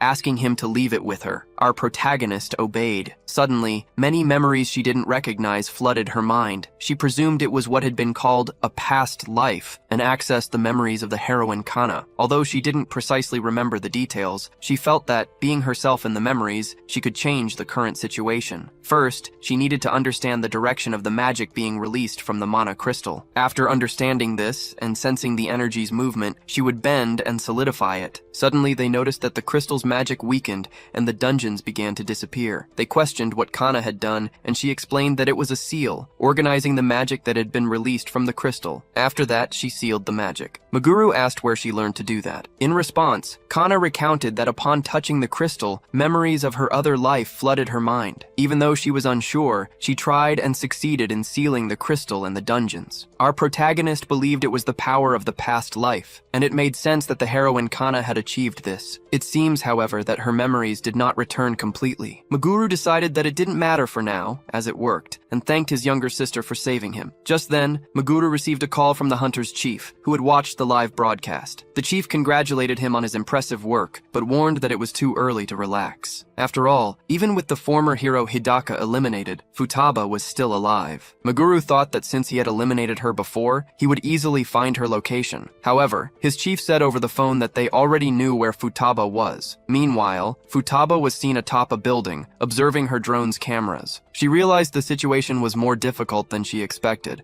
as she hadn't known the trio was so strong. Frustrated by her friend's elimination, she knew she would be the next target. Aware that she needed to get out of there as quickly as possible, she started to run. Fleeing rapidly, she encountered police tape sealing off her location. Just as she tried to leave the area, a fireball appeared, heading straight for her. Izumi asked if she had allowed Futaba to escape, and Futaba realized she was in the worst-case scenario. She noticed that Meguru was alone, and his friends hadn't arrived yet. She figured he was just buying time until his allies arrived. To her surprise, Meguru declared that he intended to eliminate her right then and there. Futaba, with a mocking smile, questioned Meguru if he truly believed he could face her alone, asserting that his strength wouldn't be enough for victory. In response, the irritated villainess commanded them not to underestimate her, immediately unleashing a barrage of spells. Our hero, however, demonstrated great dexterity, dodging all the attacks and emerging unscathed. Spotting an elderly woman on the street, Futaba, without hesitation, began to direct her spells at the innocent person. Thanks to his instincts, Meguru acted quickly, protecting the elderly woman by turning his back to the attacks. The spells hit and exploded against his back as he embraced her to save her. Futaba laughed, mocking Meguru and saying that it had been disappointing. As he fell to the ground, she declared the outcome anticlimactic, and Meguru noticed the villainess's good mood. To Futaba's surprise, Meguru was standing behind her, revealing that the fallen fallen body was merely a clone. The real Meguru, he asserted, was the one standing there now. Using the Crest of Souls, he had summoned a version of himself to deceive her and buy time. The villainess became extremely irritated, as no one had informed her that he possessed such an ability to create copies. Our hero, under no obligation to give her explanations, charged at Futaba. Meguru advanced at high speed toward the villainess, who responded by creating spells to counter his own. He conjured several fireballs, which Futaba defended with magical shields. Next, he drew his sword and delivered multiple slashes that came very close to hitting her. However, the enemy dodged all the blows with great dexterity. Even so, Meguru noticed that by evading so many attacks, she was visibly tired. Given this, he decided to attack her once more, aware that his chances had increased. At that exact moment, Nozomi arrived, running alongside Meguru, our reincarnated hero. She suggested they create a trap to corner Futaba from the sides. Ever since she touched the mana crystal, the healer had learned to do many things, and an example of this was the magic she had just created by striking her scepter on the ground. A great deal of energy began to emanate, and Futaba noticed the arrival of the two girls. The villainess declared that seeing happy girls filled her with rage, and that she intended to eliminate both of them. Therefore, she launched guided explosion spells at Nozomi. The guided magical missiles exploded, but Nozomi protected herself and suffered no damage. Emerging from the smoke, she began to run toward the villainess, who was surprised to see her without a scratch. Then, Nozomi delivered a sword attack that Futaba blocked with her shield. However, running behind her to encircle her came Meguru, and Futaba couldn't see him. Centuries ago, one of the reasons Nozomi was chosen as a challenger for the Sky Dungeon was because, in addition to being a healer, she was an excellent high-level defender. Therefore, Nozomi could continue advancing without problems and without worry. Because at that instant, Nozomi emerged from behind her and delivered a cut to her arm, hitting her squarely. Following that, Meguru delivered a magic-imbued punch to Futaba's back. The villain suffered significant damage and was thrown a great distance due to his brutal strength. However, Futaba was still alive, and Nozomi and Meguru once again surrounded her. She began to grow desperate, knowing that if the fight continued this way, she would surely die. Even though she hated using it, as it wasn't her style, she realized it was no time to be particular. So, she activated the mark on her hand, and the protagonist and his ally decided to end the fight at that moment. After activating the mark, black wings sprouted from the villain's back, and she evaded Nozomi's attack. With astonishing speed, the enemy vanished and reappeared atop the traffic light. She then transformed into a powerful creature with black eyes and fangs, in addition to the wings. Futaba was enraged at having to use this ability that made her look hideous. Suddenly she took flight, and hovering above them, conjured her magic missile spell, which flew towards the two and was blocked by Azumi Meguru's sword. Without giving them time to react, the transformed Futaba charged at them with intense hatred, unleashing more high-speed attacks and managing to land a punch on Nozomi. This blow sent the healer flying a great distance and caused her to faint from its sheer force. Meguru pondered that enhancing abilities through transformation was acceptable, but the wings were a problem. Our hero had thought he had turned this situation into a 3-on-1 fight, but after this transformation, they no longer possessed the combat advantage they had before. Recognizing this, Meguru knew they wouldn't stand a chance unless they cut off her wings. Then, Nozomi woke up and asked how they would do that. Meguru had no plan and didn't know exactly if they would have the chance to accomplish such a feat. Thanks to the Crest of Souls, he now understood how to activate these marks. Activating the Crest of Souls on his hand, Meguru felt that with this enhancement, he believed he could deal with the villain. Meguru knew that if he didn't eliminate Futaba within 300 seconds, he himself would perish. However, this prospect didn't faze him, as he could see the path to victory through the use of his mark. Kana, in turn, used her enhancement magic to strengthen both combatants, Meguru and Nozomi. With these buffs and the activated crest, Meguru was able to employ his spells with significantly increased power. As she received the attacks, Futaba wondered how many crests Meguru possessed. However, she defended herself with her magic shield, confident that that level of attack wouldn't harm her. Upon feeling the impact, the villain noticed that Meguru's crests didn't seem special at all. It was then that Nozomi surprised her, advancing at high speed with a charged attack. Her allies, Meguru and Kana, fully trusted in Nozomi's charge as she wielded her sword and delivered a cut with all her might. However, Nozomi's blow missed its target as Futaba dodged with her keen dexterity. In retaliation, Nozomi received a blow to the stomach, being thrown thrown back and beginning to fall from a dangerous height. Without hesitation, Meguru leaped between buildings, catching the girl in his arms to save her and landing safely. Nozomi had only resisted the villain's attack thanks to Kana's protective barrier. Nozomi asked Kana to heal her as a precaution, then apologized for almost hitting the villain. Izumi Meguru thanked Nozomi as he now fully understood Futaba's special ability. The villain, in turn, flew to the building where they were hiding. Even surprised by their attacks, she deemed them insufficient, asking if that was all the strength they possessed. Meguru reflected on the crest of hope, which, despite having no drawbacks, could only be used once a day. Now, he would have to rely solely on the crest of duty, which he believed would be enough. After all, 60 seconds still remained. He began to descend from the building, feeling it was time to act. He dodged Futaba's spells and used his ice crystals. Finally, he charged a powerful sword move, which was blocked by the villain's magic shield. They entered a clash of strength, and when Futaba realized she was losing, she began to take flight. As long as she maintained distance, she would have the advantage, so she continued to fly high. Facing several spells launched at once, Meguru declared that she wasn't the only one who could fly. Through the power of his mark, he flew from the building to Futaba's height, delivering a very swift charge that she didn't expect and couldn't dodge. As a result, Futaba lost one of her wings and began to fall from her altitude, hitting the ground hard and becoming severely injured. Our protagonist had used anti-gravity, an ability that consumed a lot of mana but proved crucial in that critical moment. He had gained an advantage and an opening, seizing the opportunity to leave the villain wounded and missing a wing. Now, the situation was once again 3 against 1, with Futaba on the ground and incapacitated. The enemy began to grow desperate, crying and begging them not to eliminate her. Crying and detransforming, she pleaded for her life to be spared. Izumi Meguru smiled, pretending he would do as the woman asked. The moment she felt a glimmer of hope that she would live, the protagonist revealed the truth. He would never spare her life. In her desperation, the girl claimed she would do anything to get out alive and began to remove her clothes. However, our hero was not interested in her proposals and coldly eliminated the villain, plunging his sword into the chest of the former hero Futaba, thus concluding his revenge. Looking at the crest of duty in his hand, Meguru's vision began to blur, and he felt exhausted, almost fainting. His 2 allies, Kana and Nozomi, arrived to help him, stating that he had done a great job. Afterward, the trio headed to the Hunters Association. There, the chief handed them coffee and apologized to the 3 for having to fight in such a way, but congratulated them on their impressive battle. Upon seeing the magic crystal, the chief suggested that the association could keep it. However, Meguru decided that the crystal would remain with them. The chief, though he hated to admit it, preferred to trust the boy over the association itself. Even sealed, the magic crystal's function had not been lost. If the seal were removed, countless dungeons would reappear. There were 2 known ways to remove this seal. One was if Kana willingly released it, and the second, if Kana were eliminated. However, they couldn't control the existence of other methods. Keeping the crystal with them was the safest option for now. Furthermore, other hero groups would certainly pursue this item. Meguru knew that keeping the crystal with them would cause villains to pursue them, and that was exactly what he wanted, as it would work in his favor. Nozomi then asked what they should do now. The chief explained that when a dungeon master is eliminated, their dungeon collapses in 2 weeks. If local hunters couldn't handle it, they would have to clear the area themselves. The prospect of 2 S-rank dungeons at once startled Nozomi, Izumi's sister. The chief concluded by saying they should discuss the situation with local authorities first, and for now, they should rest. Meanwhile, on a global scale, ancient heroes began to awaken to new realities. In Peru, one such hero discovered that Maguru had reincarnated.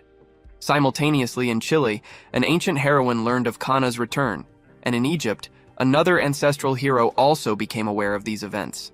They all quickly unraveled Maguru's abilities, and the disturbing truth that crests could be stolen. The hero in Peru revealed to be Tsurumi, prepared for his departure. Taking his bow and arrow, he charted a route that would take him first to Paris and then to Tokyo, stating with conviction that he would resolve the situation. The heroine, for her part, recognized that the stone mentioned was, in fact, the mana crystal. Although she thought Hidaka was useless, he had in some way eliminated part of the work of finding the crystal. Furthermore, everyone noticed that Meguru could use Matsubara's crest, and the question of how he did so hung in the air. The woman noted that they had left Shiraishi aside, and Tsurumi must have already realized this. Soon, she decided to follow the route from London directly to Tokyo. 4 days later in Tokyo, she finally arrived. finding it strange that a spell had been cast to expel people from the area. Suddenly, an explosion came her way, and she blocked it with her magic shield. The explosion originated from a golden arrow fired by Tsurumi. She had already expected his presence, but Tsurumi spotted her arriving in Tokyo by chance, which led him to follow her. He commented that the greeting was a bit rude after so long without seeing each other. The archer activated the mark on his hand and unleashed a volley of arrows, declaring that sooner or later they would have to eliminate each other, even if they had once been companions. Using the hero's crest, he fired magic directly for attacks, although it was merely magic enhanced by the crest. However, the high speed and volume of the shots made the situation extremely dangerous. In response, the mage activated the Crest of Wisdom, amplifying her own magic. Drawing mana from dragon veins and nature, she reflected everything into a large fireball, launching this giant energy towards the archer. He tried to stop the assault with a few arrows, but realizing the futility of stopping such an absurd spell, he began to flee the scene. As soon as the magic hit the spot where he had been, everything exploded, causing a devastating impact. She noticed that Tsurumi possessed superior agility to hers, concluding that in a one-on-one combat, she would probably neither win nor lose easily. It was still too early to predict the outcome of this fight, but suddenly, the archer acquired black wings. Utilizing the saint's crest, he manifested enormous wings and a grotesque, demonic appearance. Upon activating his wings, he began to glide in the air and charge an enormous radiant arrow, finally launching it with the force of thunder. The arrow, emanating energy, struck the mage's shoulder,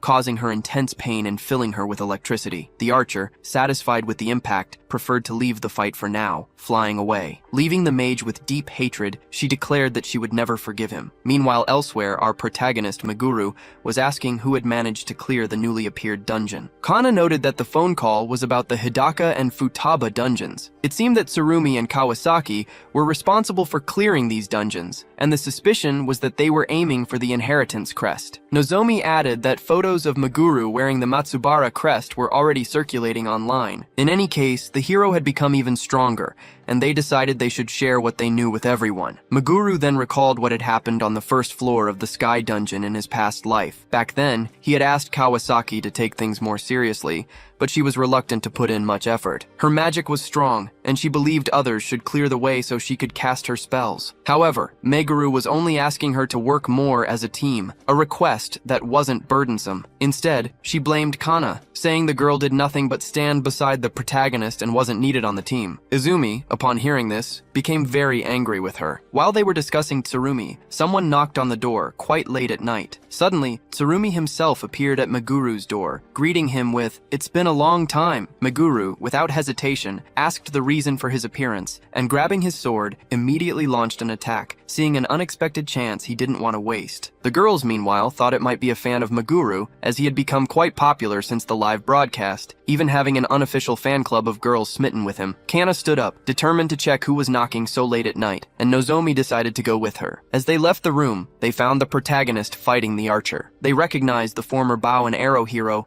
who had been part of the sextet 100 years ago. Tsurumi then stated that he hadn't come to fight Meguru and asked him to stop attacking. Our hero stopped his attack, pointing his sword at Tsurumi's neck, and asked what he truly wanted. The archer revealed that he had discovered Meguru was a reincarnated being and had come to apologize for what happened 100 years ago. Meguru didn't understand the apology and suspected some malicious intent, asking if Tsurumi was trying to lower his guard to attack him while he was vulnerable. To Izumi, the former hero had gone too far, and his actions couldn't be resolved with a simple apology. As Izumi told him to reflect on his actions in the afterlife, Meguru prepared another sword attack. Even facing Izumi's threat, Tsurumi the archer shouted, claiming he had been against what they did until the very end. However, he revealed that he had been coerced. If he defended Meguru and his sister, he would be eliminated along with them, leaving him no choice. Kana then intervened, holding Izumi back and asking him to give Tsurumi a chance, to at least listen to him. Meguru, yielding, decided to give him an opportunity and lowered his sword. They sat down to talk, and Izumi asked the reason for the archer's visit. Tsurumi replied that he had come to apologize for abandoning them and allowing them to be killed. As a hero, he should have been an example to others, but instead, he committed something unforgivable. He admitted that the excuse of being threatened by others wasn't good, and that's why he was there, ready to be held accountable for what happened to the two of them. Meguru then stood up and declared that it was time for Tsurumi to be held accountable. The archer argued that eliminating him wouldn't change anything,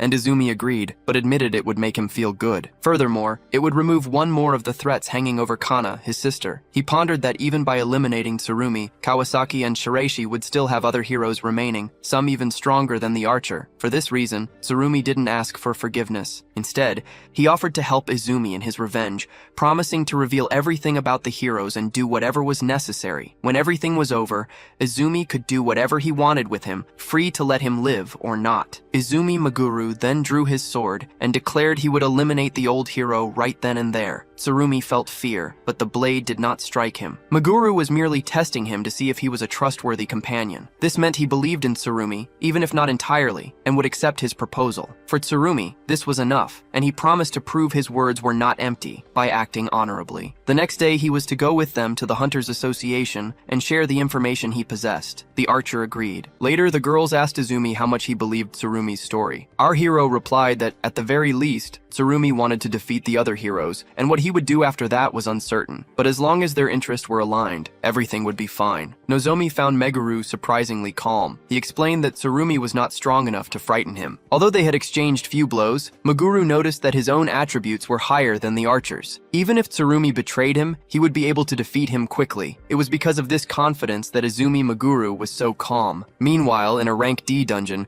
a giant scorpion was trying to eliminate a hunter. The hunter, motivated by a pink-haired girl named Minami, delivered a successful attack that eliminated the purple scorpion. The two, a deeply in love couple, exited the dungeon at dinner time. He intended to propose to Minami after that meal. At that moment, already nervous, he felt someone approaching. Kawasaki appeared, commenting that two people clearing a rank D dungeon wasn't bad at all. She said the man had passed, but Minami had failed some test. The man, irritated by the sudden appearance of the mage, didn't understand what she was saying. Then, Kawasaki used her mark of wisdom and demanded he become her pawn. Bewitched, Kakeru obeyed the woman's orders, and Minami was in shock. Due to the mage's spell, Kakeru stood up and cursed the woman he loved. Next, Kawasaki ordered Kakeru to eliminate his pink-haired girlfriend. Overwhelmed by Kawasaki's mental force, he obeyed and plunged his sword into his girlfriend's chest. The ancient hero desired 3 more pawns of this kind to control like puppets. Meanwhile, at the Hunters Association, Izumi Meguru brought Tsurumi to speak with the chief. Meguru asked the chief to trust him, assuring him that whatever happened, he would take care of it immediately. The chief understood the situation and decided to leave the matter in Izumi's hands. Our hero made it clear that he would only do this because he saw value in the archer, but that he had not forgiven him for what he had done 100 years ago. He then asked Tsurumi to provide all the information he possessed. Izumi hoped that Kawasaki and Shiraishi did not know they had formed a team with the archer, as Tsurumi, acting as a double agent, could use the situation to his advantage to bring them down. However, the archer seemed concerned about something he had forgotten to tell them. Kawasaki already knew this would happen. This irritated the association chief,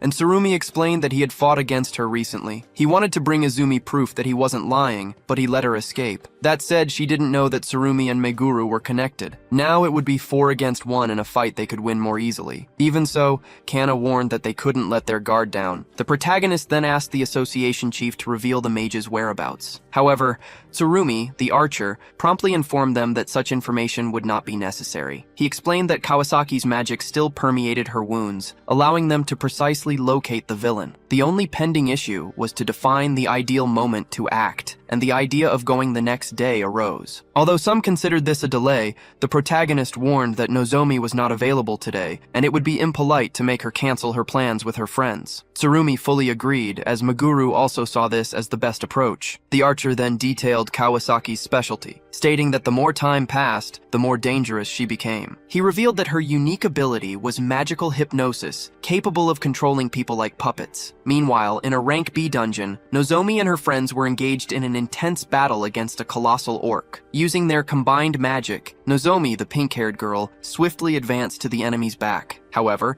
the orc noticed her presence and attacked her, but Nozomi defended herself with her shield without any difficulty. In a swift movement, the monster received a blow to its back, and then the young woman delivered another attack that cut it in half. Thus, they successfully completed this rank B dungeon. Her friends, Hikari and Sakura, considered her incredibly strong, as clearing a rank B dungeon was an arduous task for them. Nozomi, enthusiastic about fighting together after so long, felt happy. Her friends commented that she had grown a lot and was visibly more powerful. They rejoiced rejoiced at being together again, and Nozomi expressed the desire to enjoy the moment and forget any worries for today. At that instant, Kawasaki appeared, congratulating them on completing the B-rank dungeon as a trio. She claimed to find their feat impressive. Behind her, 4 hypnotized men were visible. Nozomi recognized Kawasaki Masato and was shocked by her unexpected presence. The mage then declared that Nozomi's 2 friends had failed and that only she was the one to pass the test, becoming the main prize. Nozomi, confused, questioned what Kawasaki meant by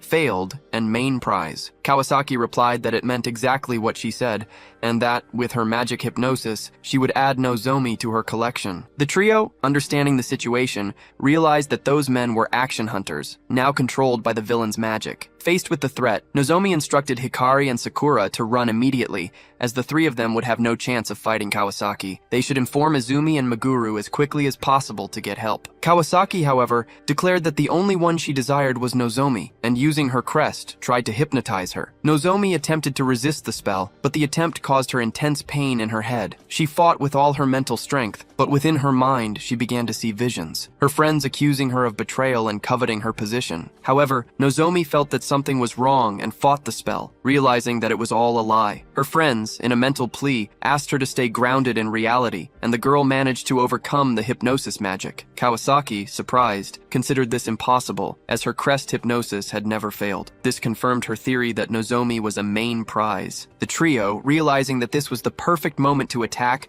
charged running towards the mage. The villain then revealed that her magic worked much better when she touched a person's head. She then ran after Nozomi, placed her hand on her head, and the young woman instantly fell. Still resisting the spell, Nozomi told her friends to run far away from her. At that moment, the sorceress ordered the girl to eliminate her own friends. Struggling desperately against the magic hypnosis, Nozomi, with a choked voice, again asked Hikari and Sakura to leave. The sorceress noticed that this process would take longer than she expected. Hikari and Sakura, apologizing, affirmed that they would return to save her later. At that instant, the pink-haired girl was completely enchanted, and her expression changed drastically. Her friends then sprinted to Meguru's house in search of help. Immediately, Meguru noticed Nozomi's absence and questioned what had happened. The girls entered his house and explained that Kawasaki had kidnapped her. Then, Tsurumi Yakumo, one of the 6 heroes, was introduced and informed them that he would work with them. The girls were shocked, even with Meguru explaining that there was a reason for this. Tsurumi, the archer, then explained that their friend being under Kawasaki's hypnosis was a serious problem. The protagonist asked if there was any way to undo the magic, and Tsurumi responded that, unfortunately, there wasn't. However, he revealed that he had a plan, and that the solution to this problem was Meguru himself. After all, he knew that Meguru possessed replication magic and, being truly unemployed, had no restrictions on using magic. Meguru, however, could not replicate the power of the crest that they all possessed, even if he knew how it worked. He would only be able to undo a spell if he fully understood its mechanism. Tsurumi explained that only the original caster could cancel the magic hypnosis. What they should focus on doing was overwriting her magic. Meguru, in turn, could not do this without understanding the mechanism, and therefore they needed to discover how the spell worked. The archer then stated that he had not spent hundreds of years doing nothing, and that he knew how to accomplish this task. To prove it, he took out several photos of Kawasaki's mark of wisdom. Meguru reflected on the vast knowledge he had acquired regarding Kawasaki's magic, a depth that impressed him. With the amount of information and details he now possessed, Izumi felt he could finally act. 3 hours of intense study later, he understood the spell's functioning, although he knew that the only way to be sure was by attempting to apply it. The uncertainty of what would happen in case of failure worried him, as given the nature of the magic, an error could be fatal. It was then that Nozomi's friends, demonstrating courage, asked Meguru to test the spell on them. Even Kana volunteered to help her friend. Tsurumi, for his part, was certain that the battle against Kawasaki was inevitable and that they could not afford to lose the healer. Meguru knew that he would count on his sister's help when the confrontation with the sorceress arrived. He then ordered everyone to prepare, as the plan would begin immediately. Recognizing that the mechanism of the magic hypnosis was surprisingly simple, Meguru decided to try it on one of the girls. The spell worked by lowering the target's consciousness through the mana circuit, adding a suggestion. The content of this suggestion was for the person to become a servant. Upon receiving the order, Hikari panicked, falling to the ground with an intense headache. The protagonist realized that he had failed in applying the spell, causing the girl pain. Even understanding the theory perfectly, he could not execute the spell with precision, but he knew that it was just a matter of practice. Hikari, with determination, affirmed that she would endure as many times as necessary until he was successful. Sakura, subsequently, expressed the desire to be the next to help with the tests. Meguru, realizing that they had already made their decision, allowed them to continue. An hour later, Meguru persisted in applying the spell with the command for the person to become a servant. Finally, the spell worked on the white-haired girl, Kana, who was pleased, as she had already expected such success from her brother. Eventually, Meguru undid the spell, instructing the person to free themselves. Seeing the spell work, he prepared to go to Nozomi and free her from the magical hypnosis. Meanwhile, in Shinjuku, the group of hypnotized hunters headed towards another dungeon. Kawasaki, observing them, wondered if there would be another valuable prize to be claimed. Suddenly, a spell came her way,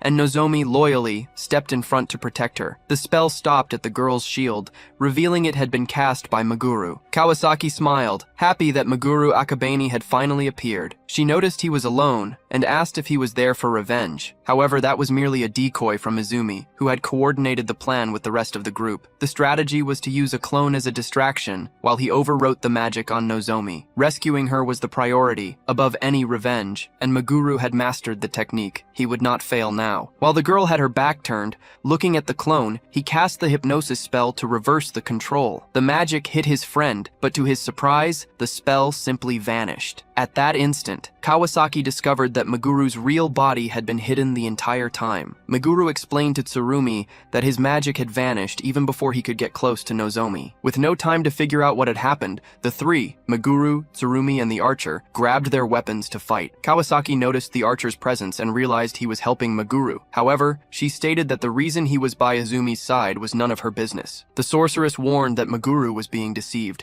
reminding him that Tsurumi had said he regretted everything. The archer, in turn, asked Meguru to ignore her, as she was merely trying to turn them against each other. At that moment, Kawasaki ordered her hypnotized servants to attack everyone. The pawns cast their spells at Meguru, who dodged with ease. Behind him, a sword-wielding hunter attacked him from behind, and he defended at the last second. Meguru didn't know how to fight them. After all, they were merely being controlled. He knew the situation was problematic, and it worsened when his friend Nozomi advanced. While defending against her sword attack, he tried to snap her out of the trance, shouting that it was him standing before her. He pleaded for the girl to wake up, but Tsurumi intervened, saying it was useless, as she wouldn't hear anything now. The mage, Kawasaki, realized they knew each other, and commented that it was a funny coincidence. Tsurumi said they would figure out what to do about the hypnosis later, and for now, they should take down the servants. He stated that this would be easy, but defending against Nozomi's attack was the difficult part of the situation. Even under hypnosis, she hadn't lost her memories, and still knew Meguru's abilities and patterns. She initiated a clash of strength, and at that very instant, a fireball flew towards him. Meguru dodged, and Nozomi took the opportunity to run around the side, trying to hit Izumi with a slash. His allies became worried, and the archer ran towards him to help, stepping in front of the pink-haired girl's sword strike and taking the blow instead of Meguru. Meguru was shocked to see Tsurumi sacrifice himself for the team. Tsurumi, his voice weak, said that his body had merely moved there and that, at least, he had avoided a fatal blow. He added that now Izumi might believe his words more, and then he immediately fainted. At that moment, Meguru ordered Kana to tend to the archer's wounds. Kana, with her expertise, managed to heal Tsurumi, keeping him alive. At that moment, Meguru recognized that he had lost his composure earlier. He then realized that, with the exception of Nozomi, none of the servants posed a real threat. When one of the sword hunters advanced on him, Meguru pushed him away with a precise kick. Assessing the situation, Meguru concluded that if they split into two groups, they could eliminate the weaker opponents first. Thus, his clone helped neutralize a less resilient hunter, and Meguru announced that only 3 enemies remained. The sorceress, however, intervened, stating that Meguru had not yet witnessed the true adrenaline coursing through her servant's veins. She explained that while humans normally control their true strength, under hypnosis, they unleash it completely. It was at that exact moment that the hunter who had been knocked down began to gain muscles and strength in a terrifying manner. Faced with this transformation, Meguru couldn't believe that this was the work of mere human beings. The same hunter, now with a robust and powerful body, attacked Meguru with renewed hatred. As he blocked the blow, Meguru clearly perceived that the previously frail hunter had become incredibly stronger. However, as he prepared for the second attack, the man began to spit out a substance that looked like tomato sauce. Suddenly, he showed a sudden weakness, and the other hunter clones began to exhibit the same symptom. Kawasaki, with disdain, declared that those servants were useless, emphasizing that Nozomi was the only truly special one, as she remained standing. Meguru became worried, aware that the girl had her limits and was holding back for now. The mage then provoked him, saying that if he loved her so much he should hand over the mana crystal, as she knew he possessed it. Meguru, without hesitation, stated that it was out of the question, and that he would eliminate her to rescue his friend. The mage, in turn, retorted that he hadn't realized the gravity of the situation he was in, and ordered her servant to eliminate him. At that instant, the servant dropped her shield and advanced against Meguru with a sword slash. As he defended himself, the protagonist wondered why the hypnosis hadn't worked on her. Unable to discover the reason, he focused on defending his friend's attacks. At one point, Nozomi grabbed Meguru's arm and tried to deliver a cut to his stomach. Meguru, apologizing to his friend, conjured a spell directly at her face. However, the spell didn't even cause a scratch, which was strange, because at that distance, it should have severely wounded her. This strangeness made Meguru realize that there must be another reason for Nozomi's unusual strength. Thinking of a new approach, he imagined a possibility and charged forward, holding the girl's arm. He concluded that an invisible barrier must be blocking his magic, a typical trick of Kawasaki. In any case, with the mystery solved, defeating her would be simple. Staying close, he directly overwrote the magic, touching her forehead and ordering her to awaken. Nozomi received the order. The spell dissipated, and she blacked out for a few seconds. Then she awoke, returning to her original consciousness while being carried by her friend. Stating that she was fine, she knew that Meguru would later tell her the details of what had happened. The sorceress was in shock, as she hadn't imagined that could happen. Tsurumi, seeing that the spell had worked, knew it was time to defeat Kawasaki. Now the team had the help of the pink-haired girl,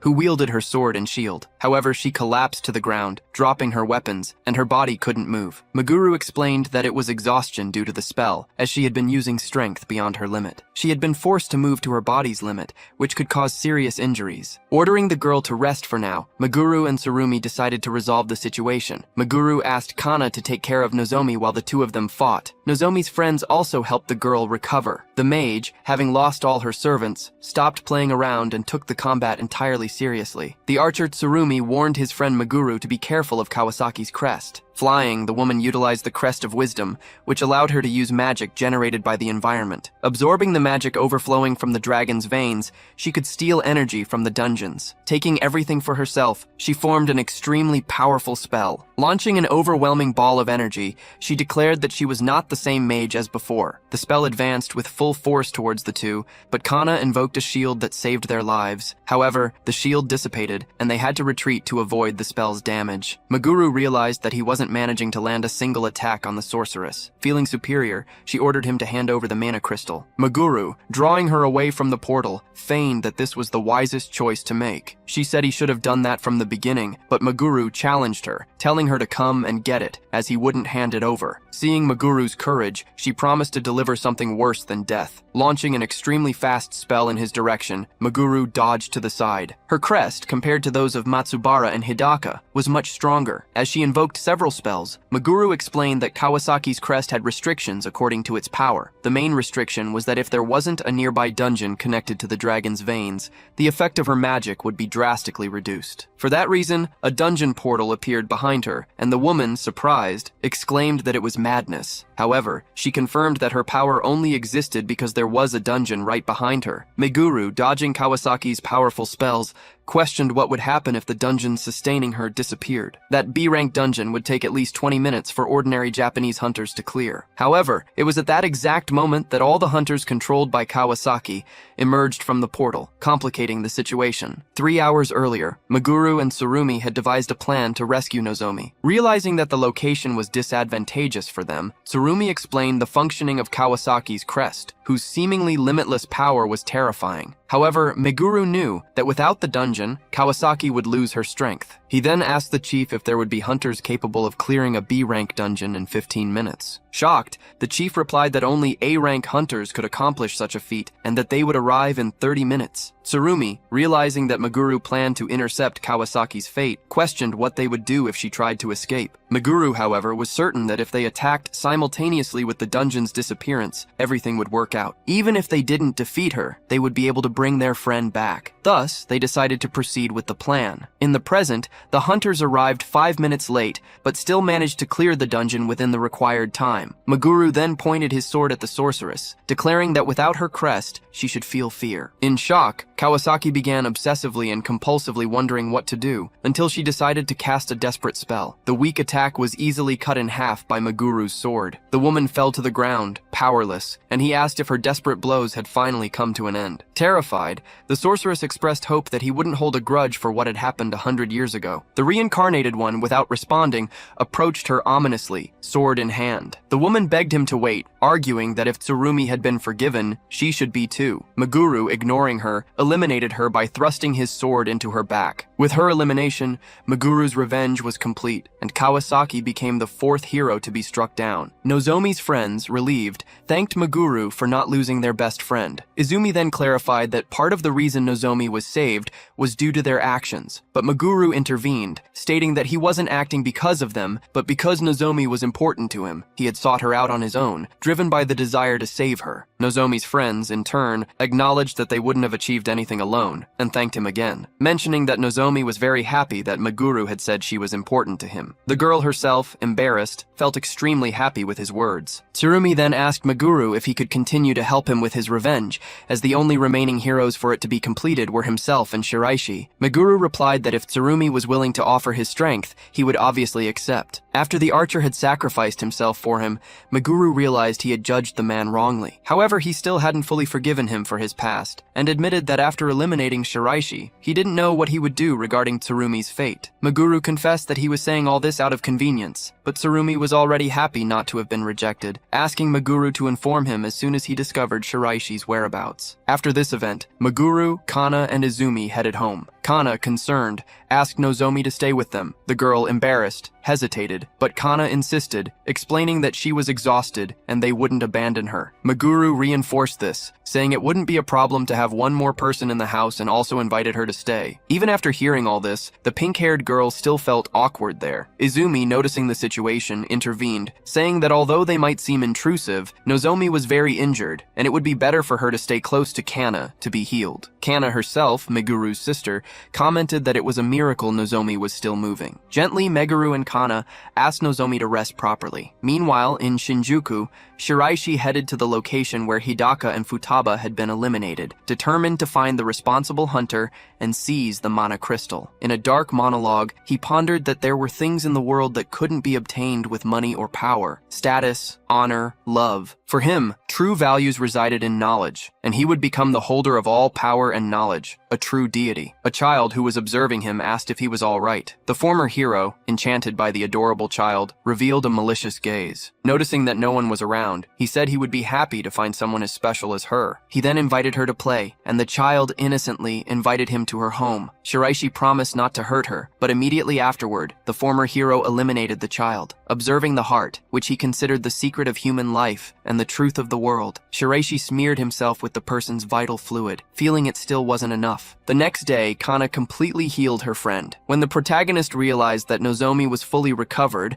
and her powers were fully functional, he understood that the girl was truly special. She, in turn, exulted with happiness as she finally felt ready to fight. Nozomi asked Meguru if he had already seen the day's news about the mysterious murder. As they turned on the television to check the news, the protagonist received an urgent call from his boss. The alarming message revealed that Shiraishi had entered the country the previous day. Our protagonist was shocked, and the boss then informed him that an incident was being broadcast on TV. Upon seeing the news of the murder, the leader of the hunters immediately attributed the blame to Shiraishi, stating that it had already been confirmed he was the true culprit. The protagonist then questioned the enemy's location. The branch chief, without hesitation, sent the coordinates to Meguru Izumi, who promptly declared that he would find the adversary and deal with him immediately. He called Tsurumi, explaining the urgency of a conversation about Shiraishi. The archer, understanding the intensity of Izumi's feelings, asked him to remain remain calm, suggesting that it wasn't too late to devise a strategy before attacking the enemy. When Tsurumi arrived in person, he warned that the chances of defeating Shiraishi in a fight at that moment were low. He explained that the ancient hero was on a completely different level from Kawasaki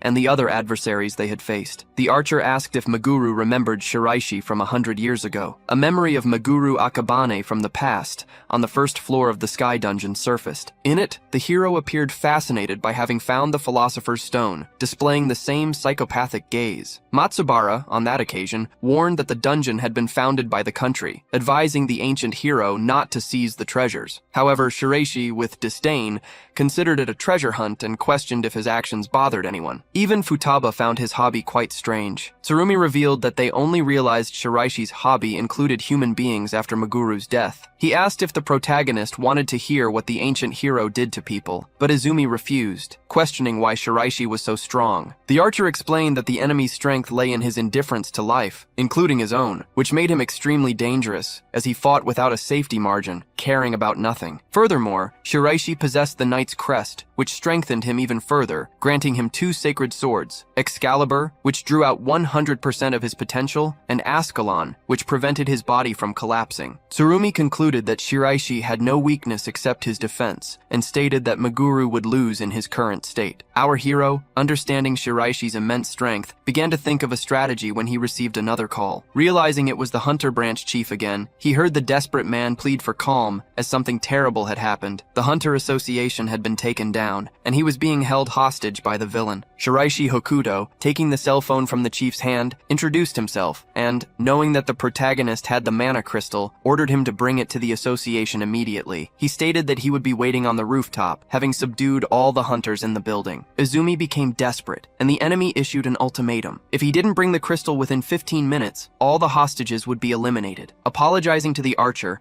the protagonist declared that there was no time, and that they would go straight to the Hunter Association. Tsurumi decided to accompany them, reiterating that Meguru couldn't defeat Shiraishi at that moment, but there was a way to avoid defeat. The archer then shared an idea of how they could emerge alive from the combat against the ancient hero. Meanwhile, at the Hunter Association, the villain didn't expect to find Meguru so easily. He commented that the old man was a useful person, but the chief corrected him, stating that there was no way Shiraishi could acquire the mana crystals. Even with all his confidence and skills, Izumi was not weak enough to lose to him. Shiraishi, thinking everything was going according to his plan, would soon realize he was on thin ice. When the chief threatened him, Shiraishi found it all very amusing and with a kick, knocked down the leader who was putting all his chips on the protagonist. He acknowledged that, among all the hunters he had ever seen, Meguru was in a league of his own, being the strongest he had ever encountered in his life. 10 minutes later, the protagonist and his team arrived at the location, within the stipulated time. The villain asked if he had brought the crystal, and our hero then retrieved the magical item from within a portal. The protagonist demanded that Shiraishi release the hostages before handing over the artifact. At that moment, the villain took his sword and began cutting the hunter's restraints,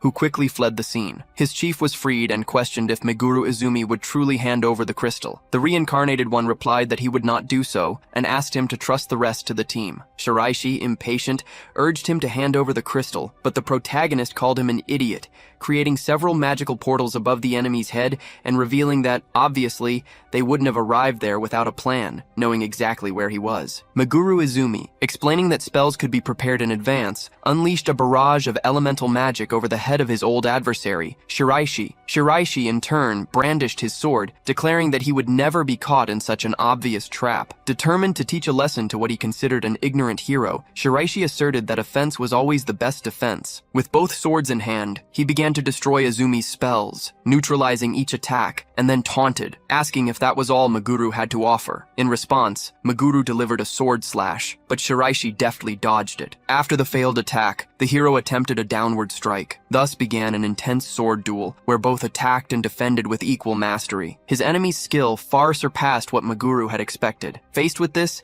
he decided to activate one of his crest marks, creating a duplicate of himself. Meguru then declared that the real combat was just beginning, to which Shiraishi retorted, stating that even with 2 swords, he could defend against both attackers, rendering the strategy useless. However, Shiraishi had not accounted for a third presence. Suddenly, Nozomi appeared from above, delivering a downward sword strike that narrowly missed him. Besides her, Tsurumi was also present, wielding a bow and knocking a powerful arrow that emanated intense mana. Tsurumi fired several arrows, some of which struck Shiraishi as he desperately tried to dodge. Immediately afterward, Maguru, with an extremely swift lunge, attempted to pierce him with his sword. However, the enemy managed to deflect it and, with surprising ease, removed the arrows that had pierced him. Even after sustaining serious damage, Shiraishi's agility did not diminish in the slightest. To make matters worse, his swords possessed an insane healing ability. Maguru then realized that Shiraishi's mana was growing exponentially, awakening a hidden potential that drastically increased his magical power. Shiraishi, now free from any restrictions, would no longer be limited to using the power of duty for only 300 seconds. He declared that he would use everything he possessed, giving his utmost in combat. Activating the power of duty, Shiraishi launched a colossal fireball, aiming to turn Maguru to ashes. However, the hero found the attack monotonous and dodged it without the slightest difficulty.